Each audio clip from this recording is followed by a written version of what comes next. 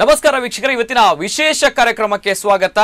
ಎಲ್ಲರಿಗೂ ಕೂಡ ಗೊತ್ತಿರುವಂತಹ ವಿಚಾರ, ವಿಭಿನ್ನವಾಗಿರುವಂತಹ ವೇಷಭೂಷಣಗಳು, ನೃತ್ಯ, ಹಾಡುಗಾರಿಕೆ, ಅದ್ಭುತವಾಗಿರುವಂತಹ ಮಾತುಗಾರಿಕೆ ಇಡೀ ವಿಶ್ವ ನೋಡುತ್ತೆ, ಇಡೀ ವಿಶ್ವ ಹೆಮ್ಮೆ ಪಡುತ್ತೆ ನಮ್ಮ ಕರಾವಳಿ ಭಾಗಕ್ಕೆ ನೋಡಿದಾಗ. ಕಾರಣ ಕರ್ನಾಟಕದ ಗಂಡು ಕಲೆ ಅನ್ನುವಂಥ ಹೆಸರು, ಅದ್ಭುತವಾಗಿರುವಂತಹ ಶಾಸ್ತ್ರೀಯ ಕಲೆ ಅನ್ನುವಂಥ ಹೆಸರು ಯಕ್ಷಗಾನ ಅನ್ನುವಂಥದ್ದು. ಈ ಹೆಸರೇ ಕೇಳಿದಾಗ ಮೈ ರೋಮಾಂಚನವಾಗುತ್ತೆ. ಅದರಲ್ಲೂ ಕೂಡ ಯಕ್ಷಗಾನ ಅಂತ ಬಂದಾಗ ನಾವೆಲ್ಲರೂ ಕೂಡ ಯಕ್ಷಗಾನವನ್ನ ಕೇವಲ ಕಲೆಯ ರೂಪದಲ್ಲಿ ಮಾತ್ರ ನೋಡ್ತಾ ಇಲ್ಲ, ಬದಲಾಗಿ ಯಕ್ಷಗಾನದಲ್ಲಿ ದೈವಿ ಶಕ್ತಿ ಇದೆ, ದೈವಿ ಸ್ವರೂಪ ಇದೆ ಅನ್ನುವಂತಹ ನಂಬಿಕೆ, ಭಾವನೆ ನಮ್ಮ ಕರಾವಳಿಗರದ್ದು. ಅದಕ್ಕೆ ಹುಮ್ಮಸ್ಸು ಕೊಡುವಂತಹ, ಹುರುಪು ಕೊಡುವಂತಹ, ಅದಕ್ಕೆ ಸಾಕ್ಷಿ ಕೊಡುವಂತಹ ಹಲವಾರು ಘಟನೆಗಳು ನಮ್ಮ ಕಣ್ಣ ಮುಂದೆ. ಅದೇ ರೀತಿ ಯಕ್ಷಗಾನ ಅಂತ ಬಂದಾಗ ಮೊದಲನೇದಾಗಿ ನೆನಪಿಗೆ ಬರುವಂಥದ್ದು ಕಟೀಲು ಶ್ರೀ ದುರ್ಗಾ ಪರಮೇಶ್ವರಿ ಕ್ಷೇತ್ರದ ಯಕ್ಷಗಾನ ಮೇಳ. ಇದರ ಬಗ್ಗೆ ನಾವು ಮಾತನಾಡ್ತಾ ಇದ್ದೇವೆ.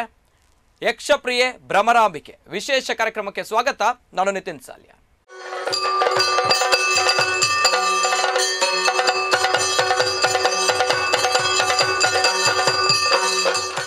ಎಲ್ಲರಿಗೂ ಕೂಡ ಗೊತ್ತಿರುವಂತಹ ವಿಚಾರ, ಯಕ್ಷಗಾನ ಅಂತ ಬಂದಾಗ ಶ್ರೀ ಕ್ಷೇತ್ರ ಕಟೀಲು ಶ್ರೀ ದುರ್ಗಾ ಪರಮೇಶ್ವರಿ ಮಾತೆಯ ನೆನಪಾಗುತ್ತೆ. ಆ ಕ್ಷೇತ್ರದಲ್ಲಿ ನಡೆಯುವಂತಹ ಯಕ್ಷಗಾನ ಮೇಳ, 6 ಮೇಳಗಳು, ಅದೇ ರೀತಿ ಇತಿಹಾಸದಲ್ಲೇ ಪ್ರಥಮ ಎಂಬಂತೆ ಗಿನ್ನಿಸ್ ದಾಖಲೆಯೂ ಕೂಡ ಅನ್ನುವಂಥದ್ದು ಹೇಳ್ಬೋದು. ಯಾವುದೇ ಕೂಡ ಕಲಾ ಪ್ರಕಾರಕ್ಕೆ ಸಿಗದಷ್ಟು ಅತ್ಯದ್ಭುತವಾಗಿರುವಂತಹ ಒಂದು ಬೆಂಬಲ ಕಟೀಲು ಮೇಳಕ್ಕೆ ಇದೆ ಅನ್ನುವಂಥದ್ದು. ಇದಕ್ಕೆ ಕಾರಣ ನಮ್ಮ ಕಣ್ಣ ಮುಂದೆ ಈಗಾಗಲೇ 25ರಿಂದ 30 ವರ್ಷಗಳ ಯಕ್ಷಗಾನ ಆಟ ಬುಕ್ಕಿಂಗ್ ಈಗಾಗಲೇ ಆಗಿರುವಂತಹ ವಿಚಾರ. ಅದರಲ್ಲೂ ಕೂಡ ಯಕ್ಷಗಾನ ಅಂತ ಬಂದಾಗ ಕಟೀಲು ಕ್ಷೇತ್ರ ಅಂತ ಬಂದಾಗ ಯಕ್ಷಗಾನ ಅನ್ನುವಂತಹ ವಿಚಾರ ಬರುತ್ತೆ. ಅದರಲ್ಲೂ ಕೂಡ ಇಡೀ ವಿಶ್ವದಾದ್ಯಂತ ಯಕ್ಷಗಾನ ಅಂತ ಬಂದಾಗ ಕಟೀಲು ಕ್ಷೇತ್ರವನ್ನ ನೋಡ್ತೇವೆ. ಯಾಕೆ ನೋಡ್ತೇವೆ? ಕಟೀಲು ಕ್ಷೇತ್ರ ಅಂತ ಬಂದಾಗ ಯಕ್ಷಗಾನ ವಿಚಾರದಲ್ಲಿ ದೊಡ್ಡ ಮಟ್ಟದಲ್ಲಿ ಹೆಸರು ಯಾಕೆ ಪಡೆಯುತ್ತೆ? ಇದರ ಬಗ್ಗೆ ಕಂಪ್ಲೀಟ್ ಆಗಿರುವಂತಹ ಒಂದು ಡೀಟೇಲ್ಸ್ ಬರ್ತಾ ಇದೆ. ಯಕ್ಷಗಾನ ವೈಭವ ಕಟೀಲು ಕ್ಷೇತ್ರದ ಯಾವ ರೀತಿ ಇದೆ ಅನ್ನುವಂಥದ್ದು ಒಂದ್ಸಲ ನೋಡ್ಕೊಂಡು ಬನ್ನಿ. ಇತಿಹಾಸ ಪ್ರಸಿದ್ಧ ಕಟೀಲು ಶ್ರೀ ದುರ್ಗಾ ಪರಮೇಶ್ವರಿ ಯಕ್ಷಗಾನ ಮೇಳ. ಸಾಕ್ಷಾತ್ ದೇವಿಯೇ ಮೇಳಗಳ ಮೂಲಕ ಮನೆಗೆ ಬರ್ತಾಳೆ ಅನ್ನೋ ನಂಬಿಕೆ.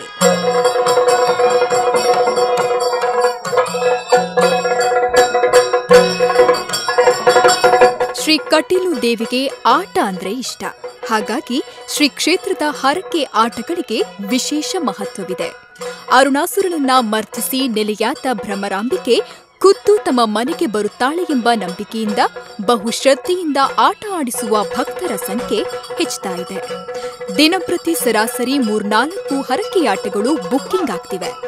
20 ವರ್ಷಗಳಿಗೂ ಮಿಕ್ಕಿ ಆಟಗಳ ಬುಕ್ಕಿಂಗ್ ಆಗಿವೆ ಅಂದ್ರೆ ಬಹುಶಃ ಮತ್ಯಾವ ಕಲೆಯೂ ಈ ಪರಿಯ ದಾಖಲೆಯನ್ನ ಮಾಡಿರ್ಲಿಕ್ಕಿಲ್ಲ.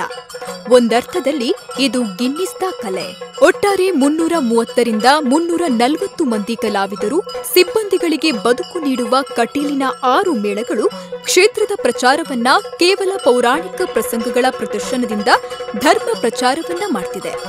ಕಲೆಯನ್ನ ಉಳಿಸಿ ಬೆಳೆಸುವ ಮಹತ್ತರ ಕಾರ್ಯವನ್ನ ಮಾಡ್ತಿದೆ. ಸಾಧಾರಣ 125ರಿಂದ 150 ವರ್ಷಗಳ ಇತಿಹಾಸ ಇರುವ ಕಟೀಲು ಮೇಳ 1975ರಲ್ಲಿ ವ್ಯವಸ್ಥಿತ 2ನೇ ಮೇಳ ಆರಂಭಿಸಿತ್ತು.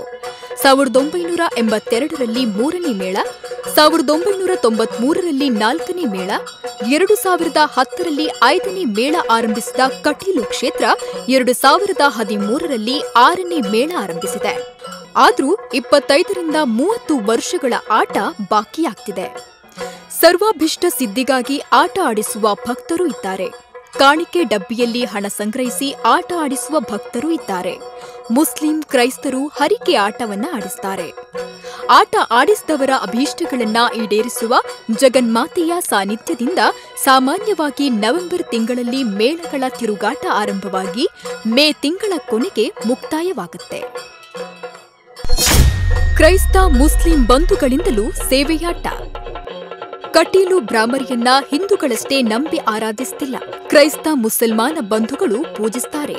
ಕಟೀಲು ಮೇಳಗಳ ಬಯಲಾಟವನ್ನ ಪ್ರತಿ ವರ್ಷ ಆಡಿಸುವ ಮೂಲಕ ಪೆರ್ಮುದೆಯ ಪಿಬಿ ಪಿಂಟೋ ಧನ್ಯತೆಯನ್ನ ಹೊಂದಿದ್ರೆ, ಬಜಪೆಯ ಬಶೀರ್, ಮಲಚಿಯ ಕ್ರಿಶ್ಚಿಯನ್ ಅಶೋಕ್, ಹೂವಿನ ವ್ಯಾಪಾರಿಯಾಗಿದ್ದ ಖಾದ್ರಿ ಬ್ಯಾರಿ, ಉಳ್ಳಾಲದ ಮುಸ್ಲಿಂ ವ್ಯಾಪಾರಿಯೊಬ್ಬರು, ಹೀಗೆ ಹಿಂದೂಯೇತರರು ಆಟ ಆಡಿಸುತ್ತಾರೆ. ಮುಡಾಯಿ ಕೂಡಿ 10 ಸಮಸ್ತರು, ಮೋಂಟು ರೋಡ್ರಿಗಸ್ ನೇತೃತ್ವದಲ್ಲಿ ಅರಸಿನ ಮಕ್ಕಿ 10 ಸಮಸ್ತರು, ಎಂಬಿ ಇಬ್ರಾಹಿಂ ಮುಂದಾಳತ್ವದಲ್ಲಿ ಇವತ್ತಿಗೂ ಶ್ರೀದೇವಿಯ ಸೇವೆಯನ್ನ ಬಯಲಾಟದ ಮೂಲಕ ಮಾಡ್ತಿದ್ದಾರೆ. ಕರಾವಳಿ ಜಿಲ್ಲೆಗಳಲ್ಲಿ ಅಲ್ಲದೆ ದೂರದ ತಿಪಟೂರು, ಬೆಂಗಳೂರುಗಳಲ್ಲೂ ಕಟೀಲು ಮೇಳದ ಹರಕೆಯಾಟ ಆಗಿದೆ. ಮುಂಬೈಯಿಂದಲೂ ಬೇಡಿಕೆ ಬಂದಿದೆ. ಆದರೆ ರಂಗಸ್ಥಳ, ಪರಿಕರಗಳ ಸಾಗಾಟ, ಕಲಾವಿದರ ಪ್ರಯಾಣದ ಸಮಸ್ಯೆಗಳಿಂದಾಗಿ ತಿರುಗಾಟದ ಸಂದರ್ಭ ದೂರದ ಪ್ರಯಾಣ ಸಾಧ್ಯವಾಗ್ತಿಲ್ಲ. ಕಟೀಲಿನ ರಥಬೀದಿಯಲ್ಲೇ ಬಯಲಾಟ ಆಡಿಸುವ ಅವಕಾಶವಿರೋದ್ರಿಂದ ಹರಕೆ ತೀರಿಸೋದು ದೂರದೂರುಗಳಲ್ಲಿರೋರಿಗೆ ಕಷ್ಟ. ದೇವಿ ಮಹಾತ್ಮೆ ಕಟೀಲಿನಲ್ಲಿ ಪ್ರದರ್ಶನವಿಲ್ಲ. ಯಾಕೆಂದು ಯಾರಿಗೂ ಗೊತ್ತಿಲ್ಲ. ದೇವಿಗೆ ಸಂಬಂಧಪಟ್ಟ ಶ್ರೀದೇವಿ ಮಹಾತ್ಮೆ, ಶ್ರೀದೇವಿ ಲಲಿತೋಪಾಖ್ಯಾನ, ಕಟೀಲು ಕ್ಷೇತ್ರ ಮಹಾತ್ಮೆ ಪ್ರಸಂಗಗಳು ಕಟೀಲಿನಲ್ಲಿ ಪ್ರದರ್ಶನವಾಗುವುದಿಲ್ಲ. ಬಪ್ಪನಾಡಿನ ಗದ್ದೆಯಲ್ಲಿ, ಪೊಳಲಿ ಸೀಮೆಯಲ್ಲೂ ದೇವಿಯ ಕುರಿತಾದ ಪ್ರಸಂಗಗಳು ಪ್ರದರ್ಶನವಾಗುವುದಿಲ್ಲ. ಯಾಕೆಂದು ಕೇಳಿದ್ರೆ ಸರಿಯಾದ ಕಾರಣವನ್ನ ಯಾರೂ ಹೇಳಲ್ಲ. ಆದ್ರೆ ಕಟೀಲಿನಲ್ಲಿ ದೇವಿ ಮಹಾತ್ಮೆ ಮಾಡಿದ್ರೆ ಏನಾಗುತ್ತೆ ನೋಡಿಯೇ ಬಿಡೋಣ ಅಂತ ಆಟ ಆಡಿಸಿದವರ ಮನೆ ಆಟ ನಡೆಯುತ್ತಿರುವಾಗಲೇ ಬೆಂಕಿ ಹತ್ತಿ ಉರಿದು ಹೋಯ್ತಂತೆ. ಮತ್ತೊಮ್ಮೆ ವೇಷಧಾರಿಯೊಬ್ರು ಮೂರ್ಛೆ ಹೋದ್ರಂತೆ. ಹೀಗೆ ಅನೇಕ ಕಥೆಗಳನ್ನ ಹಿರಿಯರು ಹೇಳ್ತಾರೆ. ಹಾಗಾಗಿ ದೇವಿ ಕುರಿತಾದ ಪ್ರಸಂಗಗಳು ಕಟೀಲಿನ ಆಸುಪಾಸಿನಲ್ಲಿ ಆಗೋದಿಲ್ಲ. ಹಾಗೆಂದು ತಿರುಗಾಟದಲ್ಲಿ ಬೇರೆ ಕಡೆಗಳಲ್ಲಿ ಕಟೀಲು ಮೇಳಗಳು ಅತಿ ಹೆಚ್ಚು ಸಲ ಆಡೋದು ದೇವಿ ಮಹಾತ್ಮೆ, ಕಟೀಲು ಕ್ಷೇತ್ರ ಮಹಾತ್ಮೆಗಳನ್ನೇ. ಕಟೀಲು ಮೇಳದ ದೇವಿ ಮಹಾತ್ಮೆ ಪ್ರಸಂಗದ ಪ್ರದರ್ಶನ ಭೂಮಿ ತೂಕದ್ದು. ಸಾಕ್ಷಾತ್ ದೇವಿಯೇ ರಂಗಸ್ಥಳದಲ್ಲಿ ಸನ್ನಿಹಿತಳಾಗುತ್ತಾಳೆಂಬ ಶ್ರದ್ಧೆ, ಪ್ರತೀತಿಗಳು ಹಳೆಗಾಲದಿಂದಲೂ ಹರಿದು ಬಂದಿದೆ. ಆ ಕಾಲದಲ್ಲಿ ಈಗಿನಂತೆ ಆಧುನಿಕ ರಂಗ ಪರಿಕರ ಸೌಲಭ್ಯವಿರಲಿಲ್ಲ. ದೇವಿಯ ವೇಷಧಾರಿ ಅಂದು ನೋಟಕರಿಗೆ ಮಾನವರಾಗಿ ಕಾಣಿಸ್ತಿರಲಿಲ್ಲ. ಪಾತ್ರಧಾರಿಯು ದೀಕ್ಷಾಬದ್ಧನಾಗಿ ಆಹಾರ ಆಚಾರಗಳಲ್ಲಿ ಆ ದಿನ ಅಷ್ಟೇ ನಿಷ್ಠೆಯಿಂದ ಇರ್ತಿದ್ದ. ಗುಡಿಯಲ್ಲಂದು ಸಪ್ತಶತಿ ಪಾರಾಯಣ, ವಿಶೇಷ ಪೂಜಾರಾಧನೆ, ಸಂತರ್ಪಣೆಗಳು ನಡೀತಾ ಇದ್ವು. ಅಂದು ಅದು ಚಂಡಮುಂಡಾದಿ ರಾಕ್ಷಸ ವೇಷಗಳು ದೇವಿಗೆ ಸಾಕಷ್ಟು ದೂರ ನಿಂತೆ ಯುದ್ಧವನ್ನ ಮಾಡ್ತಾ ಇದ್ವು.